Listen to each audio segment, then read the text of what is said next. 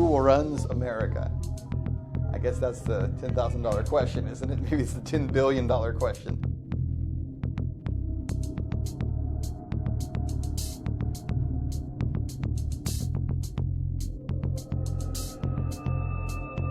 America and most countries of the world really are run by a very small percentage of the population.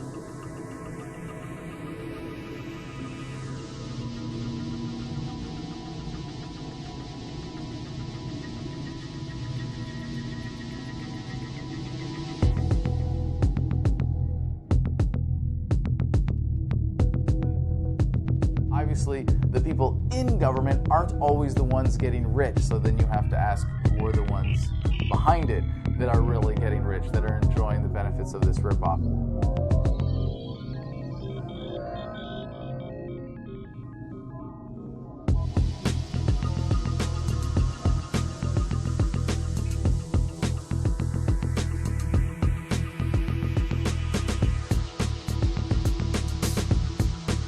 What happens if we slice through the back of that system? Set aside the system, you know, how you approach the power of the United States of America, how you lobby for a bill, how anyone can become president, how anyone can appeal to the people and ask for them to be voted into office. What happens if you go behind the scenes and just open the panel door and see how the system power is really wired?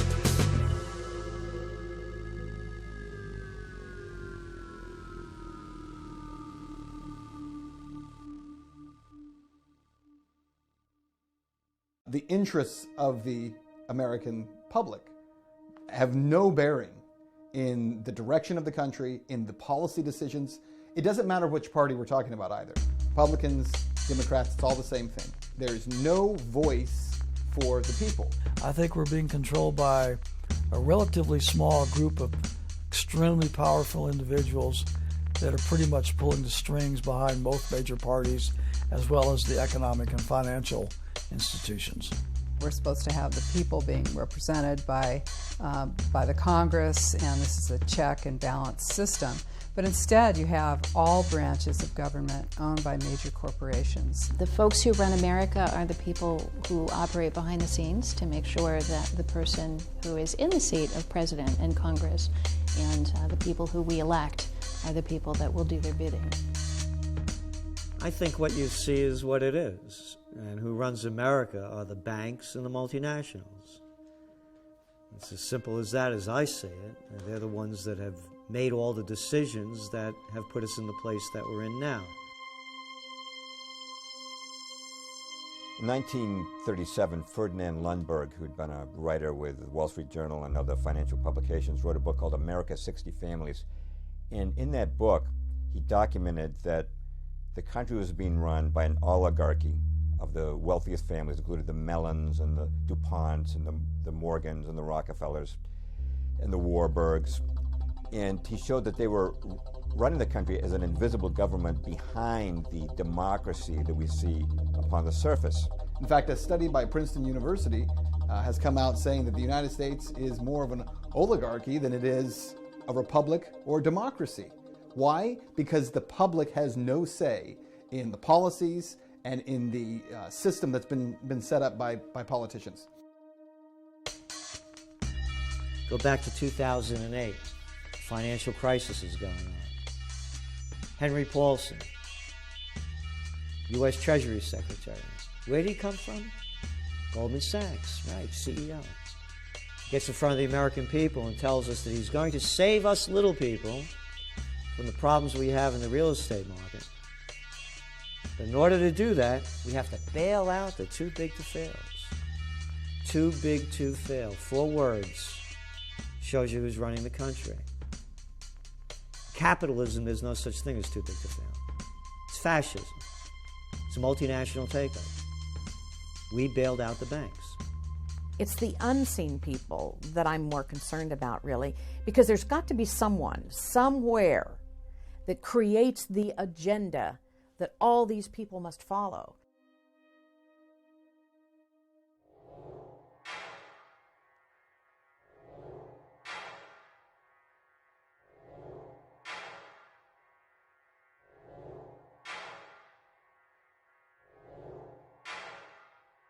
In the late 19th century, wealthy monopolists, most prominently John D. Rockefeller and J.P. Morgan, were growing in economic and political power.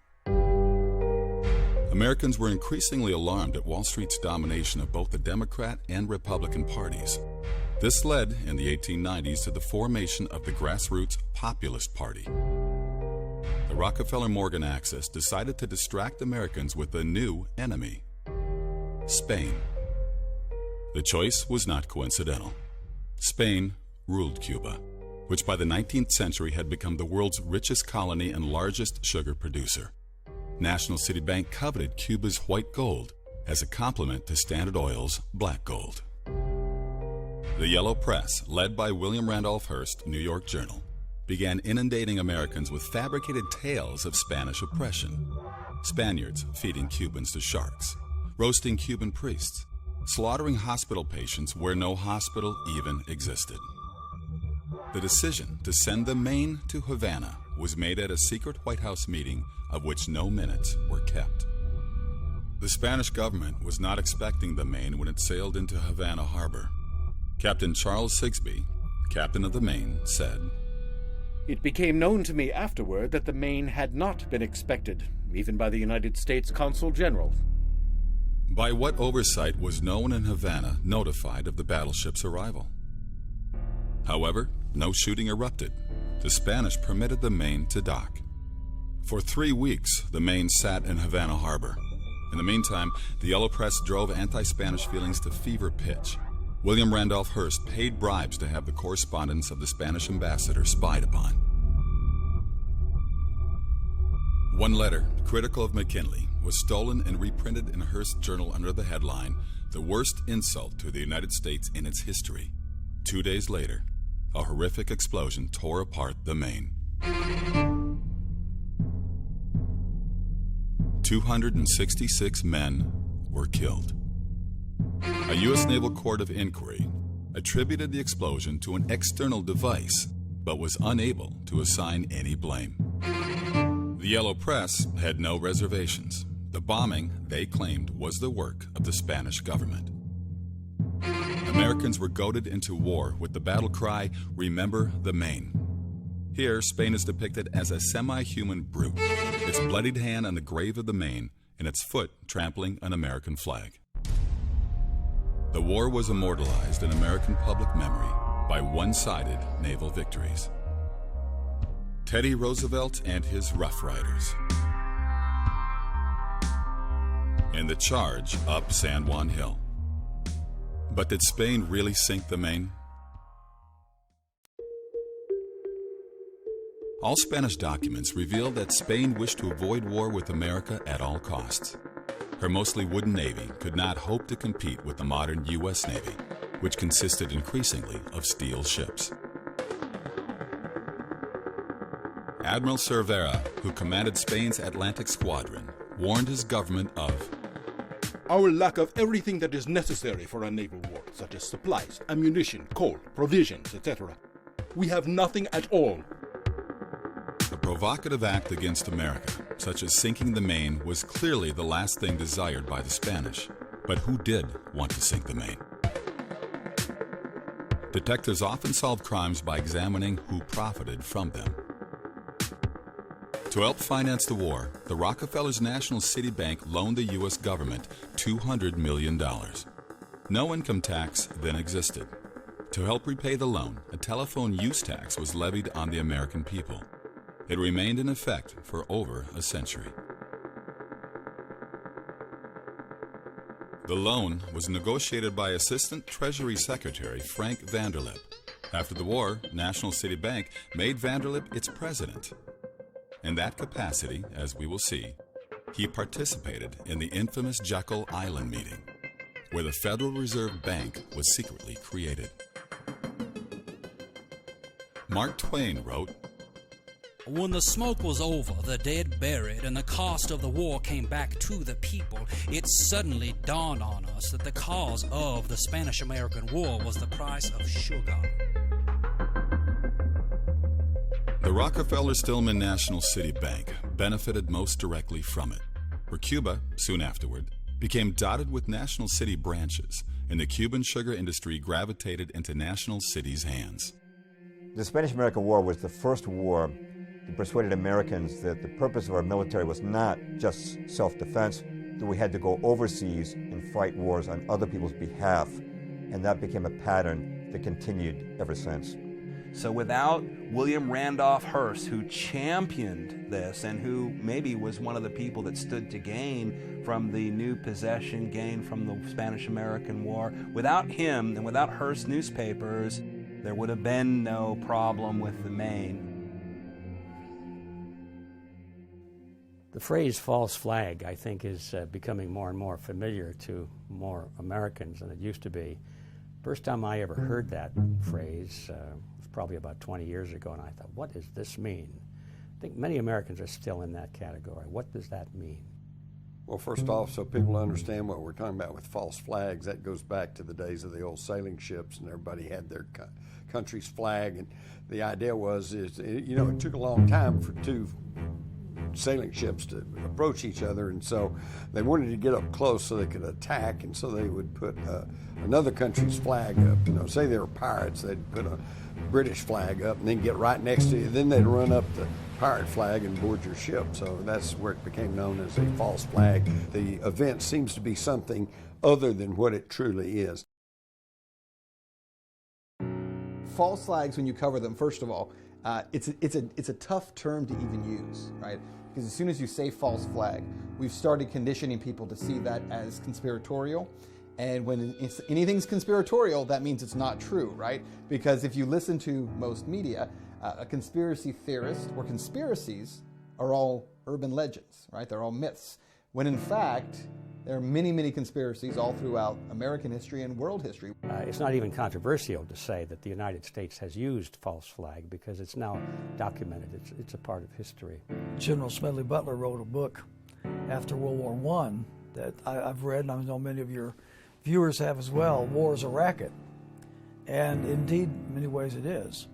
And I think that we have noticed over the years that some of the events that led up to war were not accidental. I found myself going back and looking at World War I, World War II, the Vietnam War, everything. Could we have been lied to about everything? And that was my fearful kind of approach to this is that even possible? I would say they always follow a specific formula of create as much fear and trauma as possible, and then in that traumatization of the public, they're eliciting a specific psychological response, and that response is a cry for protection.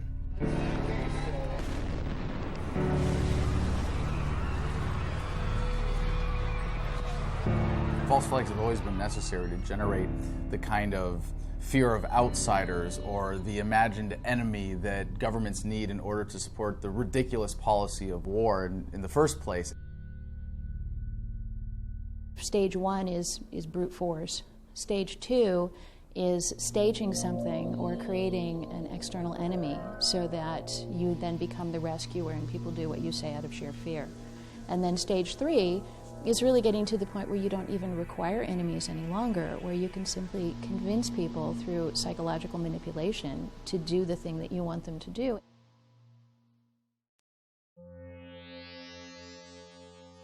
(1915). World War I is underway. Britain is at war with Germany. America has not yet joined the conflict. May 7th. A British ocean liner, RMS Lusitania, is on her way from New York to England. Nearly 200 Americans are among the passengers. 2:10 p.m., off Ireland's southern coast, a torpedo from a German U-boat strikes the Lusitania. More than 1,000 on board lose their lives. On both sides of the Atlantic, the public is told the Germans sank the Lusitania simply to kill women and children. The tragedy fans outrage and moves America closer to declaring war. In propaganda, Germany replaces Spain as the ape. Because nearly every conflict the U.S. has been involved in the 20th century has been based on a false flag pretext event, and the Lusitania is no different. That's how they got us into World War I. At the time, statesmen, senators, the American people in general wanted to mind their own business. They had a great industrial engine inside the United States. They were able to freely trade throughout the world and had no reason to engage in World War I. It wasn't their business. But unfortunately, the moneyed powers had other interests at hand. At that point in the war, passenger ships and merchantmen were being armed. They'd been given orders to ram submarines. The submarines had no choice but to fire without warning. Why did the Germans really sink the Lusitania? Because her hull was loaded with munitions.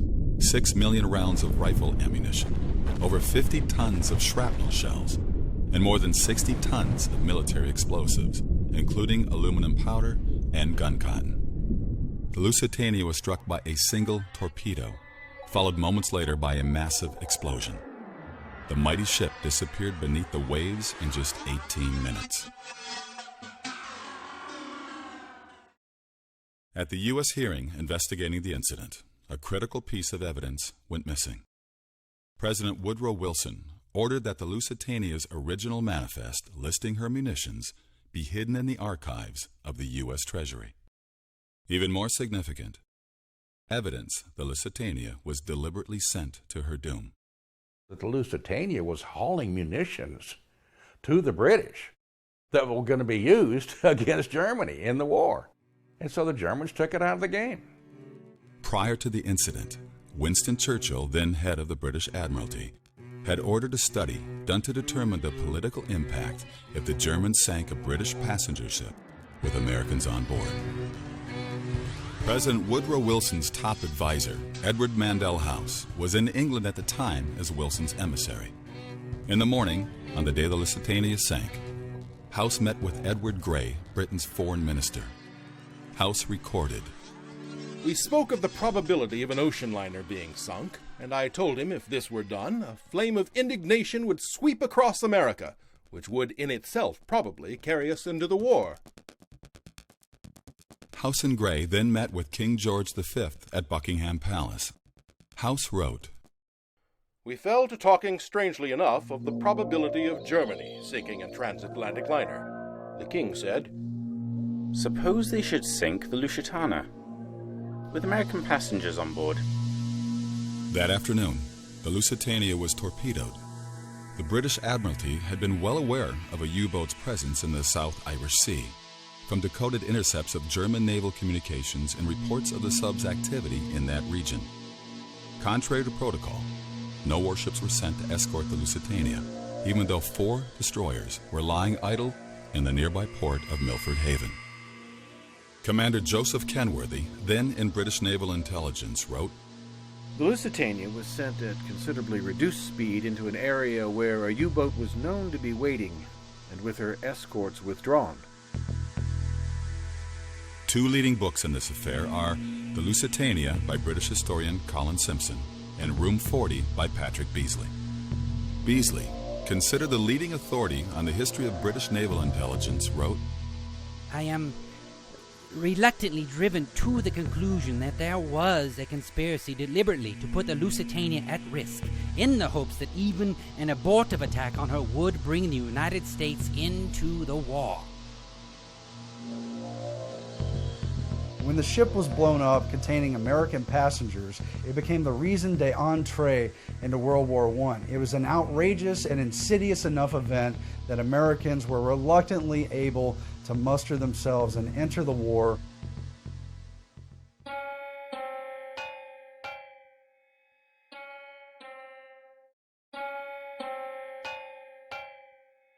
I think the most stunning example where there is so much historical evidence that no one even challenges anymore is the attack on Pearl Harbor. Every time that anniversary comes around, we focus on Pearl Harbor Day because we want people to know the truth and want them to stop buying into the lies.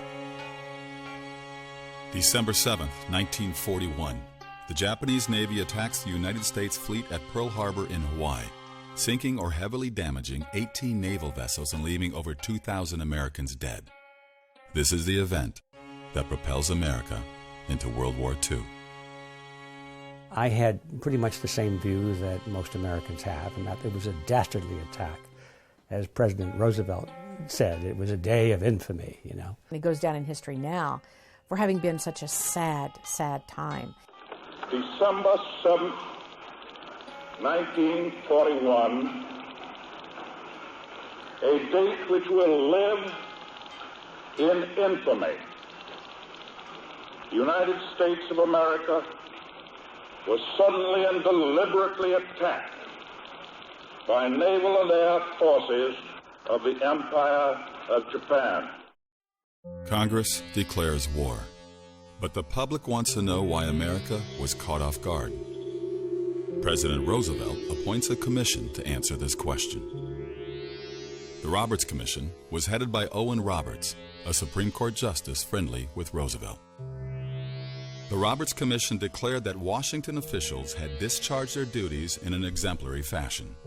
The fault for Pearl Harbor, it concluded, lay with their commanders in Hawaii, Pacific Fleet Commander Admiral Husband Kimmel and General Walter C. Short, the Army commanders in Hawaii. It's alleged these men failed to take adequate defensive and surveillance measures. The words dereliction of duty blazed on headlines across the country. Kimmel and Short were flooded with hate mail and received multiple death threats.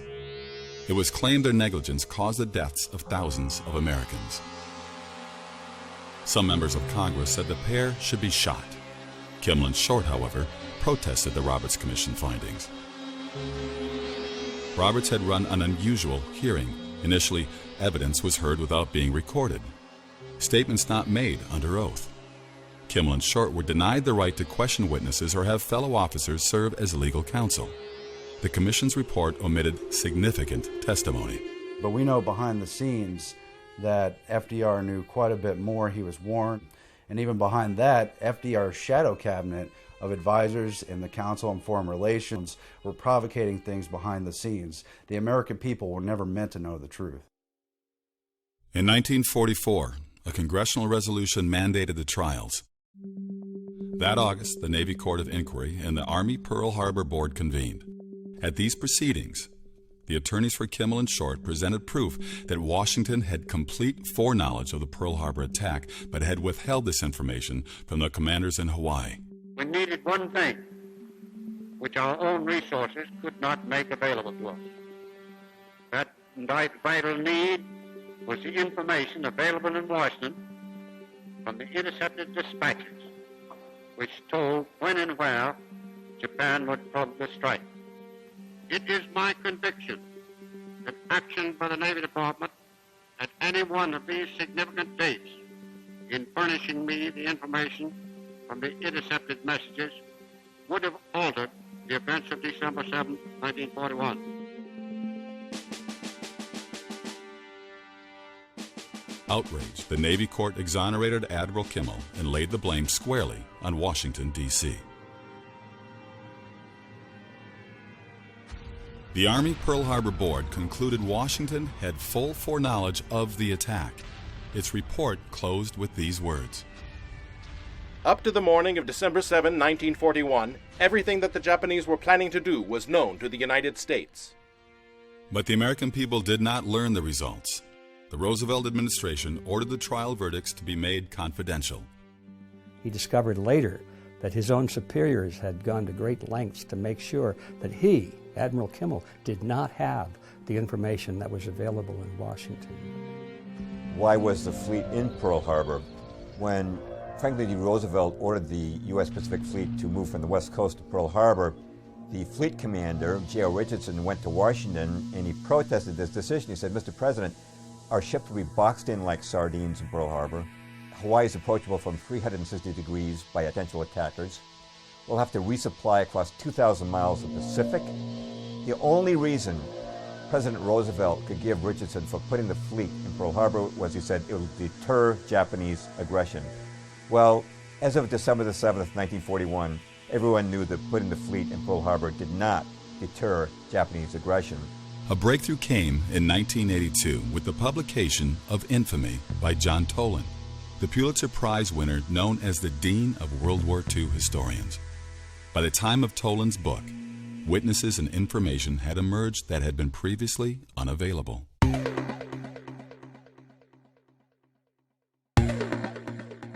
How did Washington know Pearl Harbor was coming?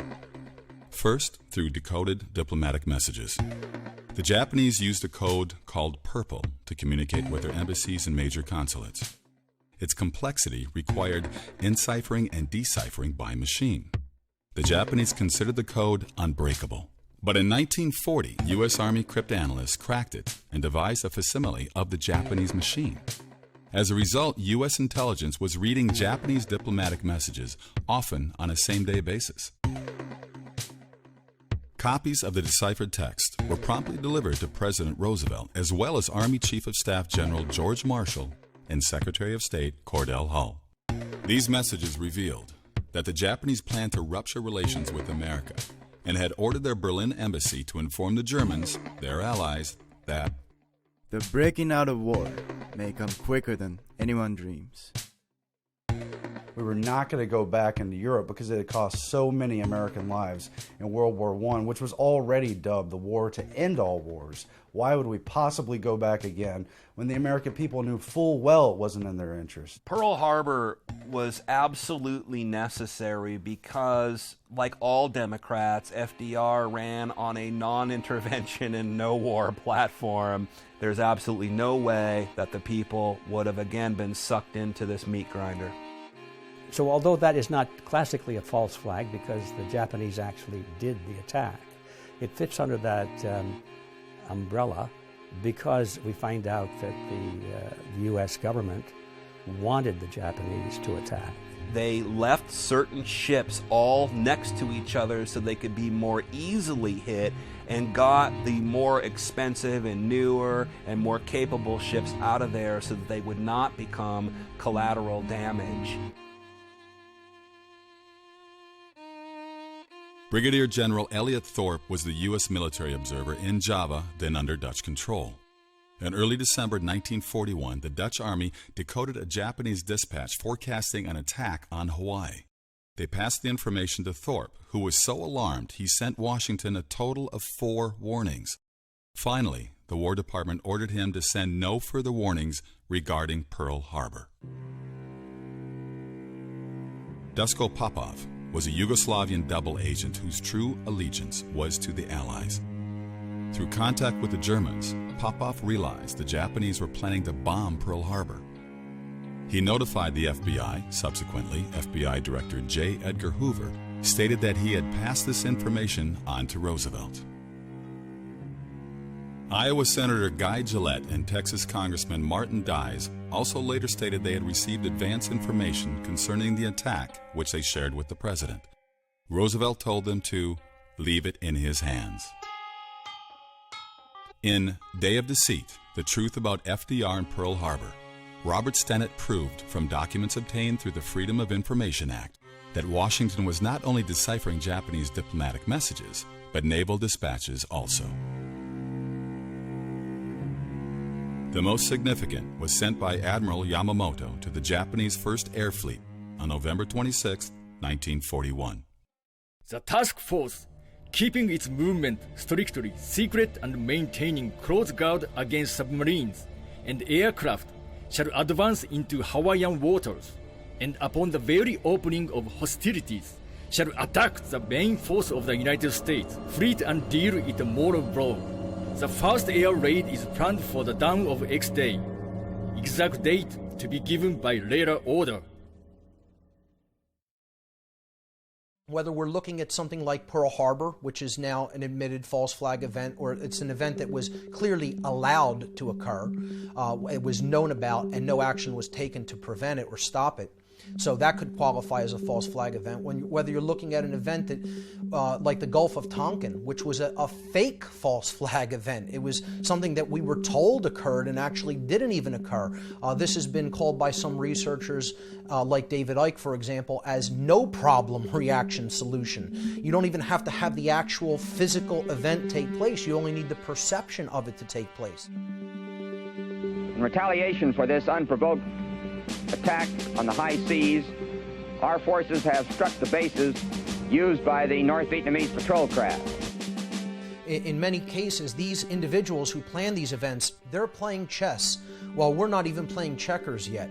You know, we have to understand what they're doing. The event isn't as important as the underlying psychology that the event is done to elicit. And until we understand that pattern, we're not going to be streetwise to the technique. In the event of a further attack upon our vessels in international waters, we are to respond with the objective of destroying the attackers. You look at those Vietnamese, man, up in north. We better stop them right away. If we don't stop those communist North Vietnamese, they're going to take over South Vietnam, then Thailand, then Laos, and then Cambodia. And before you know it, those dominoes will be falling until they hit the shores of California. Now, you could say I sound like a lunatic for saying something so stupid. But that's what was being said back then, and I know firsthand because I was prime draft age of that time. These guys are professionals at it, and they know how to take advantage of it. And, of course, one of the most horrible ones in our lifetime was in August of '64 when Lyndon Johnson faked the Gulf of Tonkin. In 1964, Congress passed the Tonkin Gulf Resolution, authorizing President Lyndon Johnson to escalate the Vietnam War, to which he committed hundreds of thousands of troops. The justification given for the resolution was 2 alleged attacks on U.S. destroyers by Vietnamese torpedo boats in the Tonkin Gulf, August 2nd and August 4th, 1964. Johnson described the first attack as an unprovoked assault against a routine patrol. Actually, the destroyer was supporting a South Vietnamese military operation against the North. The second attack never occurred. Admiral James Stockdale, recipient of the Congressional Medal of Honor, was then a pilot stationed in the Tonkin Gulf. Later shot down, he spent 7 years in a POW camp. After returning home, he summarized his experiences in his book, In Love in War. Stockdale was called to the scene of the alleged August 4th attack, but saw no Vietnamese boats during 1.5 hours of overflight. Well, I was over those destroyers for over an hour and a half, below 1,000 feet, lights off, watching everything they did. I could hear them chit-chatting on the radio, the Maddox and the Joy. They seemed to have some intermittent radar targets. I took it upon myself to get out there where they thought a boat was and try to kill it if they didn't. But it was fruitless. And I'd go down there and there was nothing. I felt it was a bad portent that we seemed to be under the control of a mindless Washington bureaucracy, vain enough to pick their own legitimacies regardless of the evidence. Today, very few people dispute that the Tonkin Gulf incident didn't take place. Later, it was revealed that the Tonkin Gulf Resolution was written before the alleged incident. The document was simply awaiting on an excuse to activate it. The whole Gulf of Tonkin incident, a lie by slimy little people like Robert McNamara and LBJ. And every one of those people knew it was a lie, and they sacrificed the lives of 60,000 American boys, destroyed the lives, limbs, and minds of hundreds of thousands of others, killed over 3 million Vietnamese, napalmed it, Agent Oranged it on lies. They died in a just cause for defending freedom, and they will not have died in vain. The main justification currently given for the Iraq War, bringing freedom and democracy to the Iraqi people, was not the original reason presented. The next mushroom cloud you see, maybe one of Saddam Hussein's weapons. Remember that one? Last November 8th, this council passed Resolution 1441 by a unanimous vote. The purpose of that resolution was to disarm Iraq of its weapons of mass destruction. It was claimed Saddam Hussein possessed weapons of mass destruction, or WMDs, threatening world security. This council placed the burden on Iraq to comply and disarm, and not on the inspectors to find that which Iraq has gone out of its way to conceal for so long. There is only one truth, and therefore I tell you, as I have said on many occasions before, that Iraq has no weapons of mass destruction whatsoever.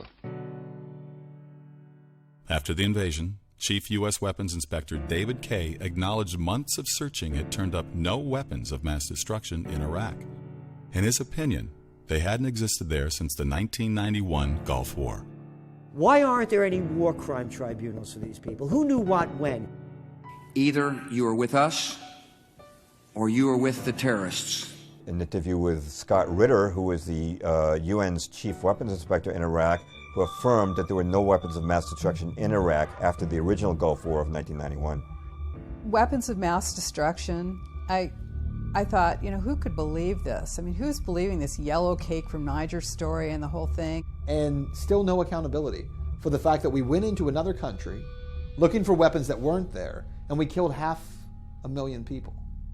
One thing that the Bush administration did a very good job of, with the help of media, was to shift the focus away from any reality of weapons, terrorism. So what they did was the administration immediately shifted to, we're bringing democracy. Now look, part of the reason we went into Iraq was the main reason we went into Iraq at the time was we thought he had weapons of mass destruction. It turns out he didn't, but he had the capacity to make weapons of mass destruction. But I also talked about the human suffering in Iraq. And I also talked the need to advance a freedom agenda. And still to this day, there are people, especially neocons, who believe that argument. That all these wars that we've had in the Middle East, which have again turned the Middle East into chaos, that have handed it over to Al-Qaeda so that we can go back, I guess, and fight them again later there, it was done so that freedom could come to an oppressed people. Colin Powell, who made such definite assertions before the UN, has admitted his claims were based on faulty intelligence. The little lying Colin Powell putting up phony information in front of the UN. These are Saddam Hussein's mobile weapons of mass destruction labs. It's one lie after another. Looking at these wars, Spanish-American, World War II, Vietnam, and Iraq, one could soundly argue that in each war, American involvement was based on a deception, false pretext, or to put it charitably, mistaken pretext. One lie after another. Keep pouring them out. These are sick people and nobody wants to call a spade a spade. Could this really be one giant coincidence? Patterns of this scale generally do not happen by accident. To find the answer, deeper questions remain. When our country was founded, it was founded by an elite group. The founding fathers were the educated ones, the ones who had land, the ones who'd studied in Europe, the ones who'd read history and philosophy. And thank God it was that way. It's still true in America today, but the elite has changed. It's a great debate of whether or not we're founded on our lineage and our heritage of the Constitution and Bill of Rights or from hidden interests. Who runs the country? Well, the political parties run the country, but we all know the political parties actually don't do anything on their own. I think the reality is that we're probably ruled, for the most part, by an oligarchy. The people still elect members of Congress, but beyond that, once someone is in Congress, the special interest groups take over, the lobbying firms take over, very wealthy families take over, and the people have absolutely no voice. A super elite, very powerful, very wealthy individuals who have, I will use the word, conspired together to take advantage of the opportunities afforded them in their positions of power and influence to pretty much determine the direction and the course of our country, irrespective of the wishes of the American people. I think in any culture, in any country, you can look to who has the money. The people with the money typically tend to wield the power. And the best way to do that is to do it from behind the scenes, because then if people become angry with the way power is being wielded, they don't come after you, they come after the puppet standing in front of you. We all know about a lot of wealthy people, Warren Buffett and Donald Trump, and but these are the guys that you hear about. The people, they've got lots of money, yeah, but the people with the real power, you don't even hear their names. We start seeing all of these names of large corporations that come together over and over again, and then they get intertwined into events that take place, and then we start to see there's a pattern and there is a real agenda. In America's 60 Families, Ferdinand Lundberg wrote, The United States is owned and dominated by a hierarchy of its 60 richest families, functioning discreetly in a de jure democratic form of government, behind which a de facto government, absolutist and plutocratic, has gradually taken form. This de facto government is actually the government of the United States. Informal, invisible, shadowy. Among the 60 families Lundberg named were the Rockefellers, Morgans, Mellons, Vanderbilts, DuPonts, Astors, and Warburgs. Through inherited fortunes, they remained entrenched in power from one generation to the next. These families frequently acted in concert to pre-select presidential candidates of both Republican and Democratic parties, and, as Lundberg documented, acquired sweeping ownership of America's major newspapers. For the last several decades, let's admit, the powers that be have pretty much been the ones that have really made the decisions irrespective of the will of the American people. This power structure has been called the establishment. Syndicated columnist Edith Kermit Roosevelt, granddaughter of President Theodore Roosevelt, described it. Establishment is a general term for the power elite in international finance, business, and government, who wield most of the power regardless of who is in the White House. Most people are unaware of the existence of this legitimate mafia, yet the power of the establishment makes itself felt from the professor who seeks a foundation grant to the candidate for a cabinet post or State Department job. It affects the nation's policies in almost every area. In America, in principle, power is supposed to belong to the people. Voting sustains the public perception that it retains power. However, the establishment has ways of getting around our electoral system. First, through their influence within the major parties as well as the media, they can usually predetermine the Democratic and Republican nominees for president. For years, I would tell people, if you don't go vote, you haven't got any right to gripe about what goes on because you're just not even part of the process. But I've quit saying that because now, even if you do go vote, in many instances, it doesn't really matter. Oh, and I love the baloney that they keep shoving out every election. You know, if you don't vote, then you get what you deserve. No, if you vote, you get what you deserve. A lesser of two evils? What sick person would vote for a lesser of two evils? In 1976, Jimmy Carter was elected president. 7 months before the Democratic convention, the Gallup poll reported less than 4% of registered Democrats favored Carter for president. Outside Georgia, where he was governor, few people knew who he was. What happened? There's a new mood in America. We've been shaken by a tragic war abroad and by scandals and broken promises at home. Carter received a media blitz, including adulatory pieces in the New York Times and a Wall Street Journal editorial declaring him the best Democratic candidate. The TV networks inundated the public with his image. Before the nominating convention, his picture appeared on Times cover 3 times, and Newsweek's cover twice. Times cover artists were instructed to make him look as much like John F. Kennedy as possible. How did Carter acquire this media following? It began with dinner at the Tarrytown, New York estate of David Rockefeller. Present was Zbigniew Brzezinski, who helped Rockefeller found the Internationalist Trilateral Commission, and whom Carter would later appoint National Security Advisor.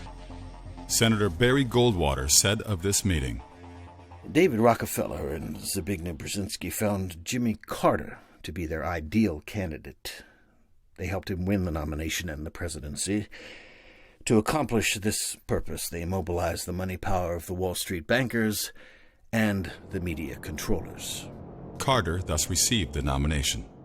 A similar process has anointed campaigns of other major party presidential nominees of the last few decades. The people have no real say, including in who is elected to office in this country. I mean, consider this. In the United States, about 50% of the population are no longer affiliated with Republicans and Democrats. So 50% of the population is not voting for Republicans or Democrats. Tell me which national election, member of the House, member of the U.S. Senate, a president has been elected in the last 100 years who was not a member of one of those parties. Now, how is it possible that half the country isn't voting for Republicans or Democrats because they're not affiliated with those parties, and yet those are the only two options that we still have? I mean, I think that demonstrates to people how corrupt the system is, because you are literally kept from having any other option and any other choice. Because of the manipulation of the mainstream media, public education, most of the entertainment world as well as the political world, so many of the American people are sedated, and they do not engage in the areas in which they could make a difference. The good news is, I think we're hitting a tipping point where the people, you're now hitting critical mass, obviously, when you have 50% of the country that's no longer a part of it, where, it just takes a very small minority now to really push things in a different direction. We had George Bush trying to get reelected, and John Kerry was his adversary, alleged. As it turned out, there was massive electronic vote fraud in one of the swing states, Ohio. It turned out that John Kerry actually won. It was given to Bush. A year or so later, there's a young law student down in the University of Florida, and John Kerry is speaking down there. And the law student had the cojones to go over and get in front of the microphone when they asked him, when they opened it to questions. And he asked John Kerry, how come he didn't make more of a squawk about this? And he says you won the 2004 election. Right. Isn't that amazing? Isn't that amazing? You won in 2004. It was obvious he had won. It would have made the difference between not only him being president, but what a different party would be in, and it was a very powerful question. You know what the response was? John Kerry gave a little nod or something, because the next thing we know, there's a goon squad of about 6 that come and drag the young law student right out of the auditorium.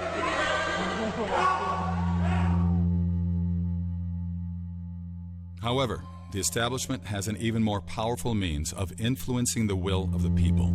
The most important is the Council on Foreign Relations, or CFR, headquartered in New York City.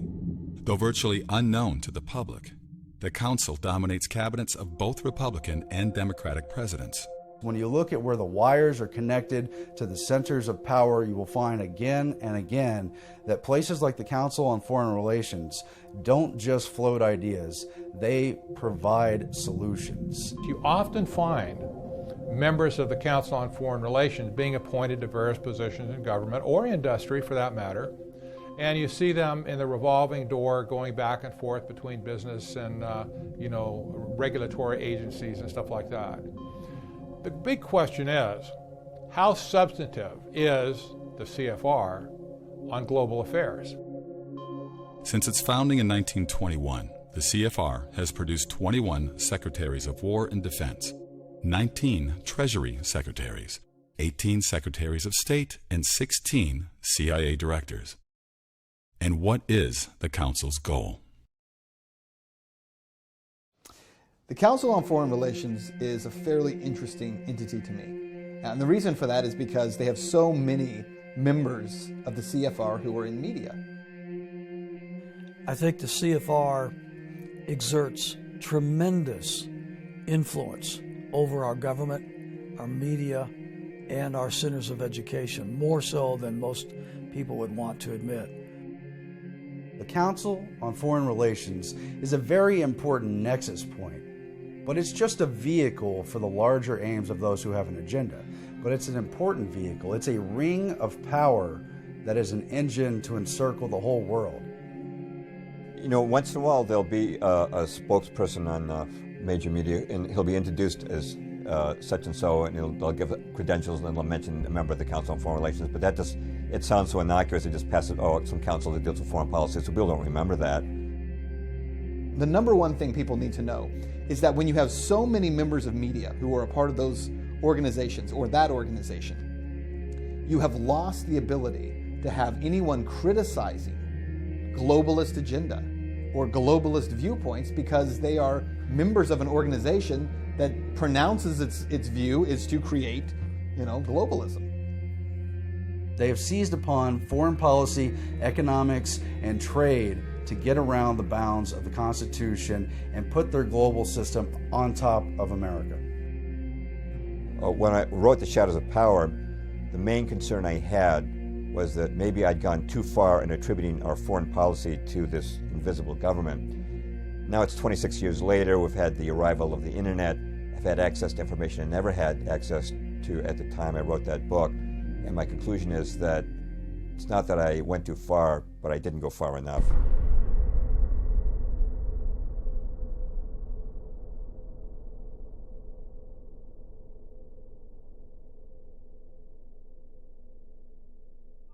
When the Council on Foreign Relations was formed and the decision was made at a dinner at the Majestic Hotel in Paris in 1919 after the bankers got the word that the Senate had rejected the Versailles Treaty, so we weren't going to become embroiled in the League of Nations. So there was an organization created. It was in Britain, it was the Royal Institute of International Affairs. In America, it was the Council on Foreign Relations, like sister organizations. These roundtable groups were put into formation to steer nations and steer their policies rather than control them overtly through direct leadership. They worked through secret maneuvers. The Cecil Rhodes Secret Foundation Trust had been involved not in nation building but in nation manufacturing in the southern part of Africa. And now they wanted the entire world. Now, how do they control American government policy? The number one way is by serving as a recruiting ground, the recruiting ground for cabinet-level positions. You've probably noticed that a lot of people in U.S. cabinets come from the big multinational corporations. How does that happen? Well, the Council on Foreign Relations will invite executives from Citibank or Exxon or Halliburton or Bechtel into the council. They'll attend maybe a study group, attend some dinners, hear some speeches by people like Henry Kissinger, Zbigniew Brzezinski. Now they become experts on policy, and now you see them showing up in the State Department or another major department. When you have one organization controlling the cabinet with a uniform viewpoint, whether the president is Republican or Democrat, naturally you're going to get uniform policies. Here are some of the prominent members of the CFR, Council on Foreign Relations. George Herbert Walker Bush, Bill Clinton, Sandra Day O'Connor, Dick Cheney, Les Aspin, Colin Powell, Robert Gates, Brent Scowcroft, Jesse Jackson Sr., Mario Cuomo, Dan Rather, Tom Brokaw, David Brinkley, John Chancellor, Marvin Kalb, Diane Sawyer, Barbara Walters, Cyrus Vance, Paul Volcker, Henry Kissinger, George Shultz, Bruce Babbitt, Howard Baker, Samuel Berger, Elaine Chao, Dianne Feinstein, Ruth Bader Ginsburg, Chuck Hagel, Gary Hart, John McCain, George Mitchell, Bill Moyers, Jay Rockefeller, Donna Shalala, Strobe Talbot, Fred Thompson, Robert Zoellick, Richard Nixon, Hubert Humphrey, George McGovern, Gerald Ford, Jimmy Carter, John Anderson, Walter Mondale, Michael Dukakis, Al Gore, John Kerry, on and on. I mean, you notice first of all that you're talking Republicans and Democrats, conservatives and liberals. You're talking people in every area of government and news media. You're talking education establishment. You're talking basically the key establishment institutions of the country are all infiltrated with Council on Foreign Relations members. Why is this institution so powerful that no matter whether it's a Republican or a Democrat in the White House, they are going to fill their administration with members of the CFR? Admiral Chester Ward, former Judge Advocate General of the U.S. Navy, was a CFR member for 16 years. Before resigning in disgust, he stated the Council's objective. Submergence of U.S. sovereignty into an all-powerful one-world government. This lust to surrender the sovereignty and independence of the United States is pervasive throughout most of the membership. This is a man who was also invited to become part of the CFR and was a member for a few years until he recognized what the CFR was all about. After finding that out, he withdrew his membership from the CFR, and then he did his best to inform the American people as to what the CFR was all about. The Council's journal, Foreign Affairs, has pushed for world government for over 90 years. In its first year of publication, 1922, it declared, "Obviously, there is going to be no peace or prosperity for mankind so long as it remains divided into 50 or 60 independent states. The real problem today is that of world government."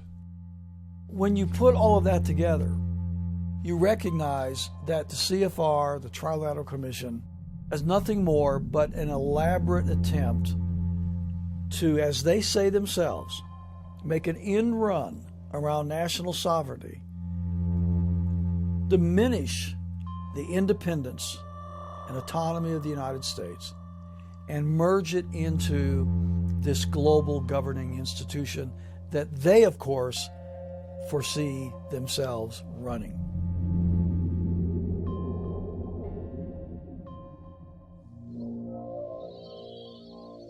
I mean, my goodness, we're going toward everybody having a little bit and nobody having a whole lot, except for the elite. And we're going towards seeing all of our jobs taken away and put into another country. That's your world government for you. That's not benefiting the people in this country. So I absolutely, I abhor the idea of world government. And I'm afraid that what we're going to see is the demise of many of our countries in the attempt to formulate this one big structure. And it's obvious to see, okay, there are these very rich and powerful people meeting at, under the guise of the CFR or the Bilderberg Group or a bunch of other things. But it really doesn't matter. The fact is the superclass exists. That's the problem. So whether it's a Brussels, whether it's a World Trade Organization, whatever it might be, it's still built on the premise of how do we steal the most amount of money that we can, put it in the hands of the fewest, and tell everybody else what to do. It's not primarily driven by political ambition. It's driven by economic ambition. And just the fact that I mentioned that might change the flavor of the conversation, because talking about economics is a little bit different than just talking about politics. And one of the reasons, again, that the American experiment here is not working too well right now as far as Congress is concerned is because Congress is not an economic animal, it's a political animal. What is world government? Simply stated, one regime ruling the planet. I don't think anything's intrinsically wrong with the one world government. In fact, I think obviously we are just one humanity, and eventually we're going to get to that. I can see perfectly well that there'll come a time when somebody's going to say, hey, where are you from? You're going to say, I'm from Earth. Okay? But the problem is, are we going to do this voluntarily? And are we all going to agree that we're going to have a world government and that we all have some sort of representation and the thing's done equitably and fairly, Or are we going to have a handful of wealthy, egotistical, sometimes psychopathic people who want to control the world who are going to foist it off on us? And unfortunately, this is what's happening right now. I think what any subject of the New World Order would have to be concerned with is who basically is going to end up calling the shots. Obviously, most people aren't thinking it all the way through. They have to realize that there's a difference between just saying we should have world government to put an end to war and then asking the next question, but wait a minute, what kind of world government will this be? It might even be worse than war. Countries act as a check and balance on each other. If one nation becomes despotic, another nation can rise up and stop it. If you had a one world government, it would set up the most unrestrained tyranny in history. Already in the United States, with a population of over 300 million, you may be able to meet your representative, but your likelihood of knowing your representative as an average citizen is next to nothing. You may not even know who he or she is. It only works in utopia. And so while this is something we might all strive for, without a massive shift in global consciousness, it's impossible. Such a development is less remote than it may sound at first. It is being established progressively now. Modeled in Europe, where once mighty nations that oversaw empires such as Britain and Spain are becoming more like provinces of the European Union. Parliaments of EU countries grow increasingly subservient to the European Parliament. Laws are becoming more uniform throughout the Union. National currencies are consolidating into the euro. The European Court of Justice can issue arrest warrants against citizens of member countries. Advocates of world government are planning a universal version of the EU model for the entire planet. When you give up your identity as an individual nation, what you're essentially doing is giving up the identity of your people and the individuals within your society. Now they're just part of this kind of globalist worldview, and they don't have value anymore. So when we see what's happening in the Veneto region, when we see Scotland now saying that they are looking for independence, when we see Catalonia saying they want independence. If you believe in individual liberty, you should celebrate those movements, because what those entities are essentially saying, as people, as individuals, we believe that we're more than just a member of your larger European Union, your larger global union. And instead, we want to be able to create goods and services, be paid for our labor, be paid for our work, and if we have to pay taxes, we should see a return on those taxes within our own communities. In a globalist world, you never see that return. Globalists justify world government by promising peace and prosperity. Their traditional argument has been that nothing is worse than war. And wars occur because the world is divided into nations who keep fighting. They say if we replace nations with a world government, war would end. And mankind would live as one happy family in peace and prosperity. However, this pretext is flawed. Rudolf Rummel, Professor Emeritus of Political Science at the University of Hawaii, published a study demonstrating that in the 20th century, 6 times more people were killed by their own governments than by wars. In other words, wars are not the deadliest thing. Governments are. What we know from the 20th century, that in nation after nation after nation, governments that became extraordinarily powerful had a very disconcerting tendency to kill their population. So you can look, for example, at the Soviet Union. Under Stalin, 60 million people killed. You can look at China under Mao Zedong. Some estimates say well over 100 million people killed. Some even say 200 million people killed. You can look at Nazi Germany as the example that probably most viewers are familiar with. Example after example, even ones that most people haven't even heard of. The problem with world government is the same problem as with any government. Government is control by force. The more you concentrate that power, the worse it is. You could make the case that world government might be only as bad as local government, but obviously the bigger, the more concentrated that exploitation racket becomes, the greater chance there is for corruption. All human authority is jurisdictional and limited.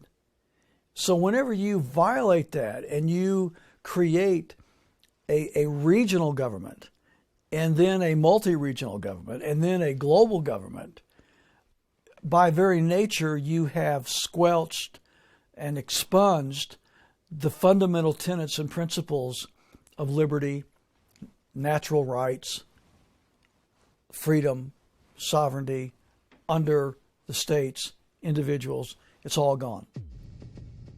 If we had a world government, who would run it? Globalists like to point out that international alliances have defeated dictators like Saddam Hussein. But what if a man like Hussein took over a world government? Today, if a tyrant enslaves a nation, its people may hopefully escape to another country. But if a dictator ruled a world government, where could anyone escape? America's founding fathers recognized the dangers of concentrating power. They therefore split government power into 3 branches. In the Founding Fathers' original vision, the power of the entire federal government would be held in check by the states. Decentralization of power has spared Americans the oppression of totalitarian dictatorships that other nations have known. James Madison, known as the father of the U.S. Constitution, said, "The accumulation of all power, legislative, executive, and judiciary, in the same hands may justly be pronounced the very definition of tyranny." If we follow the money to see who is behind the Council on Foreign Relations, it becomes clear that the U.S. foreign policy establishment is intimately linked to Wall Street and the banking establishment. Americans know they have inflation. In 1962, a postage stamp cost 4 cents. Today, 49. A candy bar cost a nickel in 1962, now around $1. Since 1913, the dollar's purchasing power has declined over 95%. Inflation is not inevitable. This graph depicts American price levels since 1665. There was no net inflation for the first 250 years. Inflationary blips occurred as during the American Revolution, War of 1812, and Civil War, when the United States printed large quantities of money to pay for those conflicts. Increasing the supply of money diminishes its value, making prices rise. But notice after the wars, money always returned to its normal value. A dollar was worth the same in 1900 as 1770. During World War I, our currency inflated, but instead of resuming to its normal value afterwards, American dollars, stable for 250 years, began rapidly and permanently losing value. This change came from one factor: creation of the Federal Reserve Bank in 1913. The Federal Reserve is the most important part of the American government's racket of exploitation, and that's important to remember, that it's not about the wars, it's not about the police state, it's not about the business regulations. Those are all how. The why is power and money. Time to pay attention, because the Federal Reserve has taken over the engine of the country and completely made it subservient to interest other than the actual country. First off, it's not federal, and second off, it has no reserves. Okay, so the whole thing's a fraud to begin with. The Constitution gives the Congress the power to coin money, but we've lost that by giving our power to a private corporation. Janet Yellen is current chairman of the Federal Reserve Board. She was preceded by Ben Bernanke and Alan Greenspan.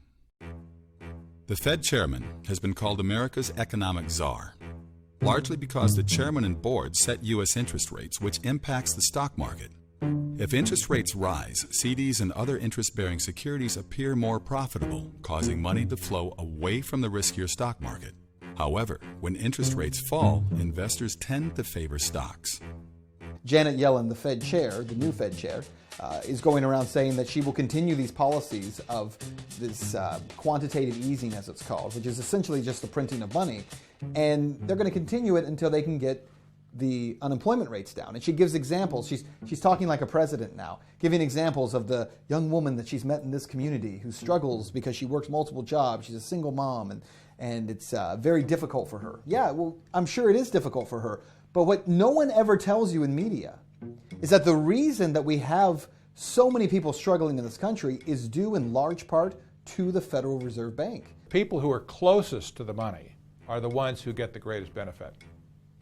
So whoever has had their hands on not just the Federal Reserve, but the whole infrastructure around it, the global banks that are peddling the Federal Reserve notes and the bonds and the Treasury bills and so on, the Goldman Sachs of the world, the JP Morgans and so on, these companies and these individuals have consistently gotten rich beyond anybody's wildest imagination. The rest of us consistently have gotten poorer beyond our wildest imagination as well, so that the value of the dollar today is somewhere around 1.5% of what it was in 1913. You know, the United States dollar, the Federal Reserve note dollar, has lost 98% of its value in the last 100 years. So if, number one, your first mandate is to protect the value of the currency, you fail. The second mandate on unemployment, as I mentioned, when the Fed chair is talking about this family that's in need and she wants to help them, how does the Federal Reserve help them? By holding interest rates low? That doesn't help families. That doesn't put food on my table. If anything, it makes it more difficult because there are more people out there saying, well, then you should go get a loan right now, borrow more money right now. As has been stated in history, you know, whoever controls the money controls. Again, it goes back to the money. It's not a world government, it's the bankers in charge. And again, the distribution of wealth right now in the United States, as everyone knows, is worse than it was at the Gilded Age over 100 years ago. They are creating currency out of nothing with absolutely no value to it, promising us that, number one, this will lead to greater wealth across the nation, which it's proven it cannot do. And number two, it will also create employment, which it cannot do. The Federal Reserve has the power to issue and create currency, but this gives it an inside track to give money at very low, if any, interest rates to its member banks, to the members of the oligarchy who control that bank. Meanwhile, it loans money to the country at interest, making incredible profits, and making certain that the United States can never be sovereign again so long as the Federal Reserve exists. Thomas Jefferson, in a letter to one of his friends after he was out of office, he said, whenever public servants are paid by something other than what the people produce, the roles of master and servant are reversed. With the central bank, everything becomes consolidated in the hands of the few. Goes back to, again, 4 simple words. Too big to fail. Central banks, look what they've done. They're robbing the people right in front of everybody's eyes as we speak. The Fed was established when Congress passed the Federal Reserve Act in 1913. The original legislation was introduced by Senator Nelson Aldrich, a frontman for the banking community. Few Americans today recognize his name. Nonetheless, many have heard of Nelson Rockefeller, who was Gerald Ford's vice president and long New York's governor, one of America's richest men. His full name, Nelson Aldrich Rockefeller, named for his grandfather, Nelson Aldrich. Aldrich's daughter married John D. Rockefeller Jr., and his son Winthrop became chairman of the Rockefeller's Chase National Bank.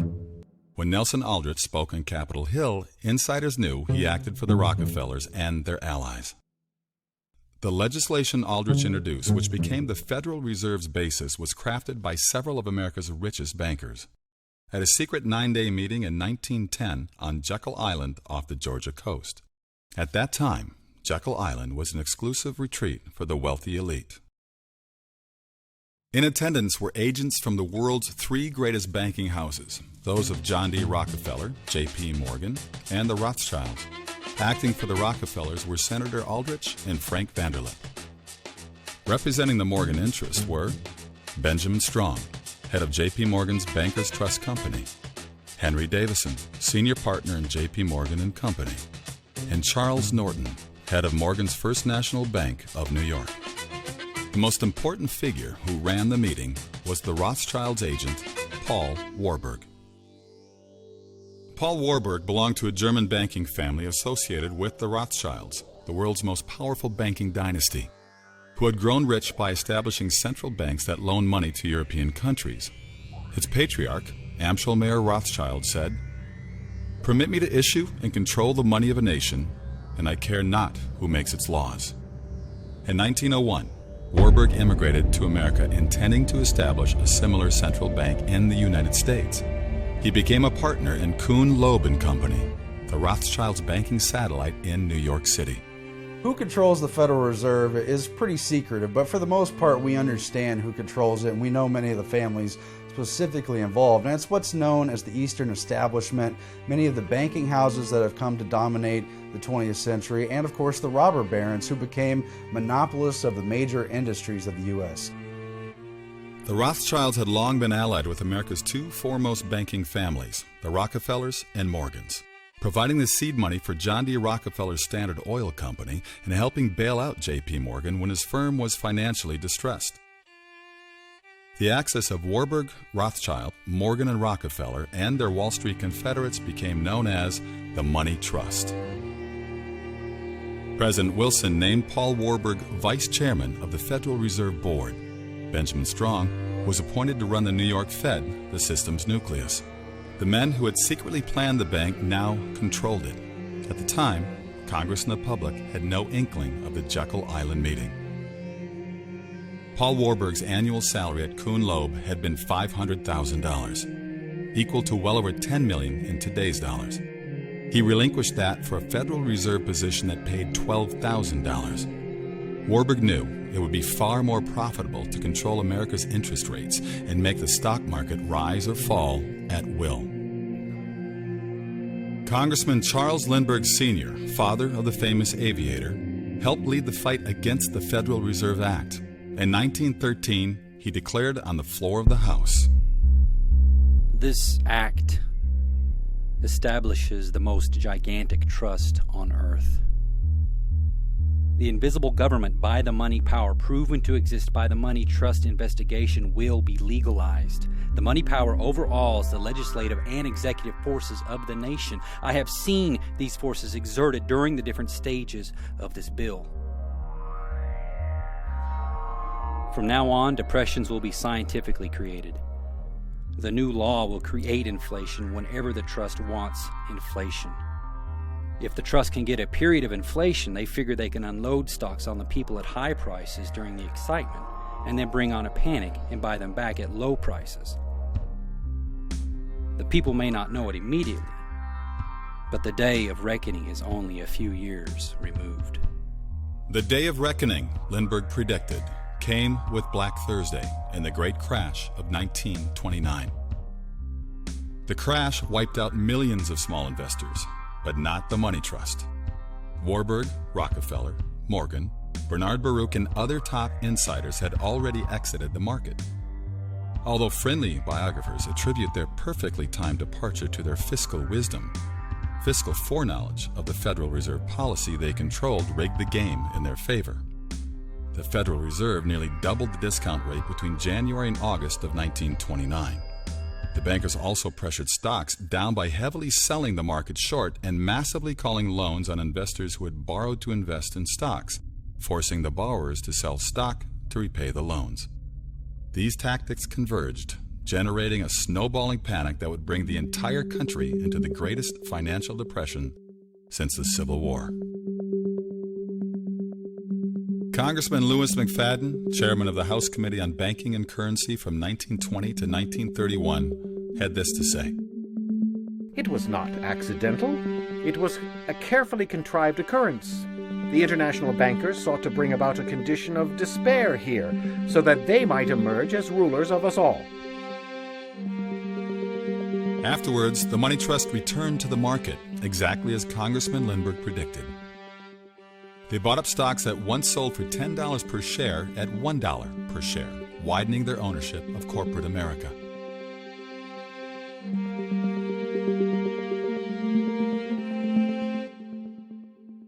Well, the Fed affects prices by devaluing the dollar. So every time you devalue the dollar by a little bit more, it costs that much more to purchase a good. When I talk to people who are struggling with the value of their money, and they talk about the need for a minimum wage to be higher, for instance, because they say, well, we've got to make more. We're not making a living wage. What they never seem to connect is the fact that part of the reason they don't make a living wage is because the value of what they're being paid continues to drop. It's not what the young people are doing wrong. It's what's been done to them. When great-grandpa came here in 1900, there was no income tax back then. People today are spending about half their income on taxation. It's true when you take your federal income tax, state income tax, real estate tax, Social Security tax, sales tax, excise tax, utility tax, you are paying about half your income in taxation. Now, doesn't it make sense? If you pay half your income to taxes, you'll need 2 jobs to maintain the same standard of living that 1 job used to pay for. So if you understand who these people are, and you understand what their mission is and how they think and what their ideology is, then most of the mysteries of the modern world, of how come we're getting into this mess, or why are we doing this and so forth, they become easy to answer. If you don't understand that little twist of that word really runs America, it's not the voters, then all of these things remain a mystery to you. Who's the guy that deregulated the Glass-Steagall Act and the banking acts that were put together in 1933, following the crash of '29, because of what Wall Street and the banks did? Robert Rubin, under Clinton. Where was he from? Goldman Sachs. Who's the head of the European Central Bank? Mario Draghi. Where's he from? Oh. European director of Goldman Sachs. Who's the fellow that's running the Bank of England? Mark Carney? Oh yeah, him. Where's he from? Goldman Sachs. And it's the bankers, it's the heads of international corporations, it's the existing power structure. And people say, well, if we don't have government, we won't be protected from the evils of rich people. And it's like, no, I'm sorry. When you have a government, what you have done is put an army of enforcers at their disposal. The United States is run like a major corporation. The 20th century in the United States has been one of centralization, as it has been around the world. It's partly due to the rise of technology, and it's partly due to the consolidation of these banking powers. So who really runs America? The global money paradigm really runs America, but the people, if they have consensus, and I think we can give several examples, the global food revolution is certainly one example where you see people from Occupy Wall Street and people from the Tea Party, people from all different segments of society coming together to say we want clean food. And you notice that this is maybe one of our most successful endeavors. So I like to think the truth is that the people and consensus run America, but if we don't do it and we don't spend time doing that, then the global money paradigm runs America like they run everywhere else. So it's killing everybody. It's costing everybody to live more, and everyone's earning less. The numbers don't lie. The numbers are there for everybody to look at. Median household income is below 1999 levels. Kids with college degrees, half of them have jobs that only require a high school education. They're robbing us right in front of our eyes, and you have slime-ball politicians and prostitutes on these business shows that keep the lie going. Too big to fail.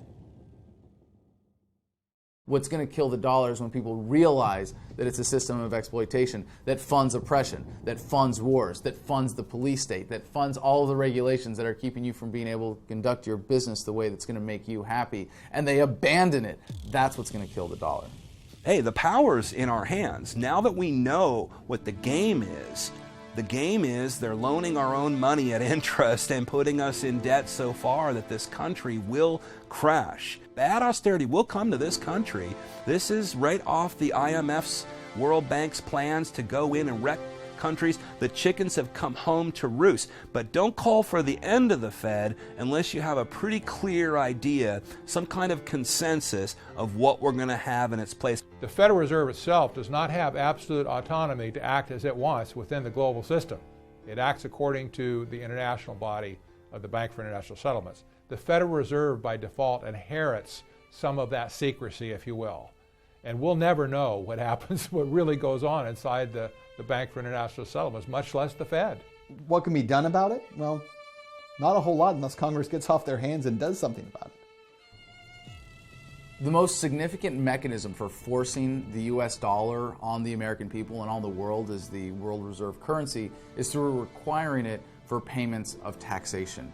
And you can't pay your taxes even if you're engaging in barter. You're supposed to be reporting all of that. You're supposed to be paying your taxes in US dollars. So there's an inherent demand for that. There are certain things you can only use dollars for, and therefore it becomes the dominant currency. And there are some things that you really can't avoid it for. You know, if you want to park on the street here, you got to put coins in the meter. If you, are doing something in your life that exposes you to a tax liability, that means you've given the government an excuse to steal from you that is generally accepted by their enforcers. Yes, I understand there's no way around it, but there's a very simple way that you can opt out of the system by doing as much as your economic transactions as possible in non-dollar denominated currencies, either gold, silver, or what's really exciting now that's opening things up is cryptocurrency, Bitcoin being just the first of many. In January 1919, 2 months after the armistice, the delegates of the victorious powers arrived in Paris for the peace conference to draw up the terms to be offered to the defeated countries. In all, the representatives of 27 nations attended that conference. Who did Wilson appoint to head the American delegation to the peace conference? Paul Warburg, who had also named vice chairman of the Federal Reserve. How could Warburg, a recent immigrant, be the only person qualified for this critical position? Who did Wilson bring to Paris as chief economic advisor? Bernard Baruch, to whom he made all those campaign pledges. As always, the president was under the watchful eye of Edward Mandell House, the banker's frontman. Wilson did not invite any leading Democratic Party members to Paris. Not one senator or congressman accompanied him. Only the bankers and their entourage. At this conference, Wilson presented his famous 14 points. The most important of them called for establishing the League of Nations.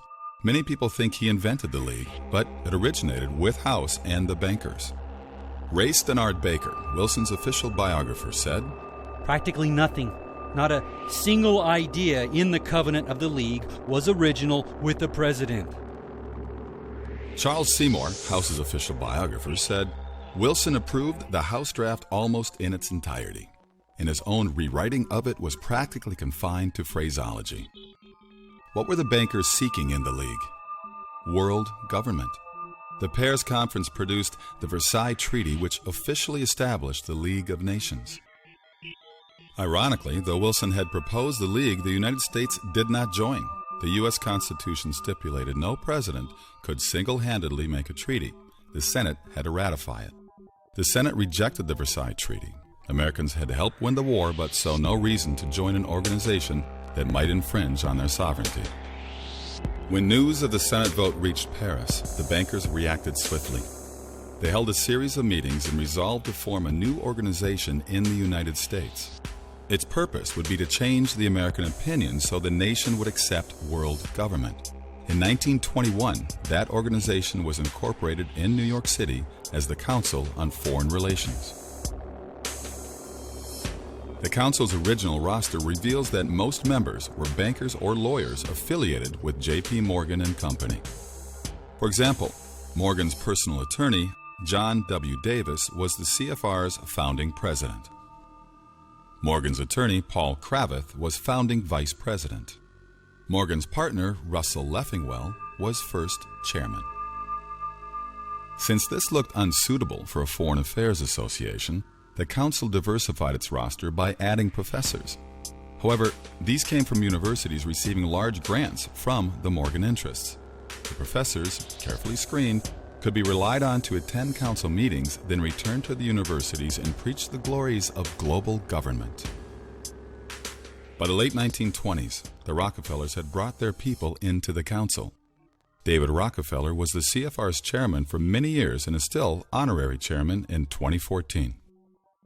One way the Council influences government policy is through publications, including many books and especially its periodical Foreign Affairs, a virtual instruction manual for U.S. foreign policymakers. Time magazine has called it the most influential journal in print. They do have a publication which my husband subscribes to. We've been reading it for a number of years because of the jaw-dropping insight that it provides into what they're thinking.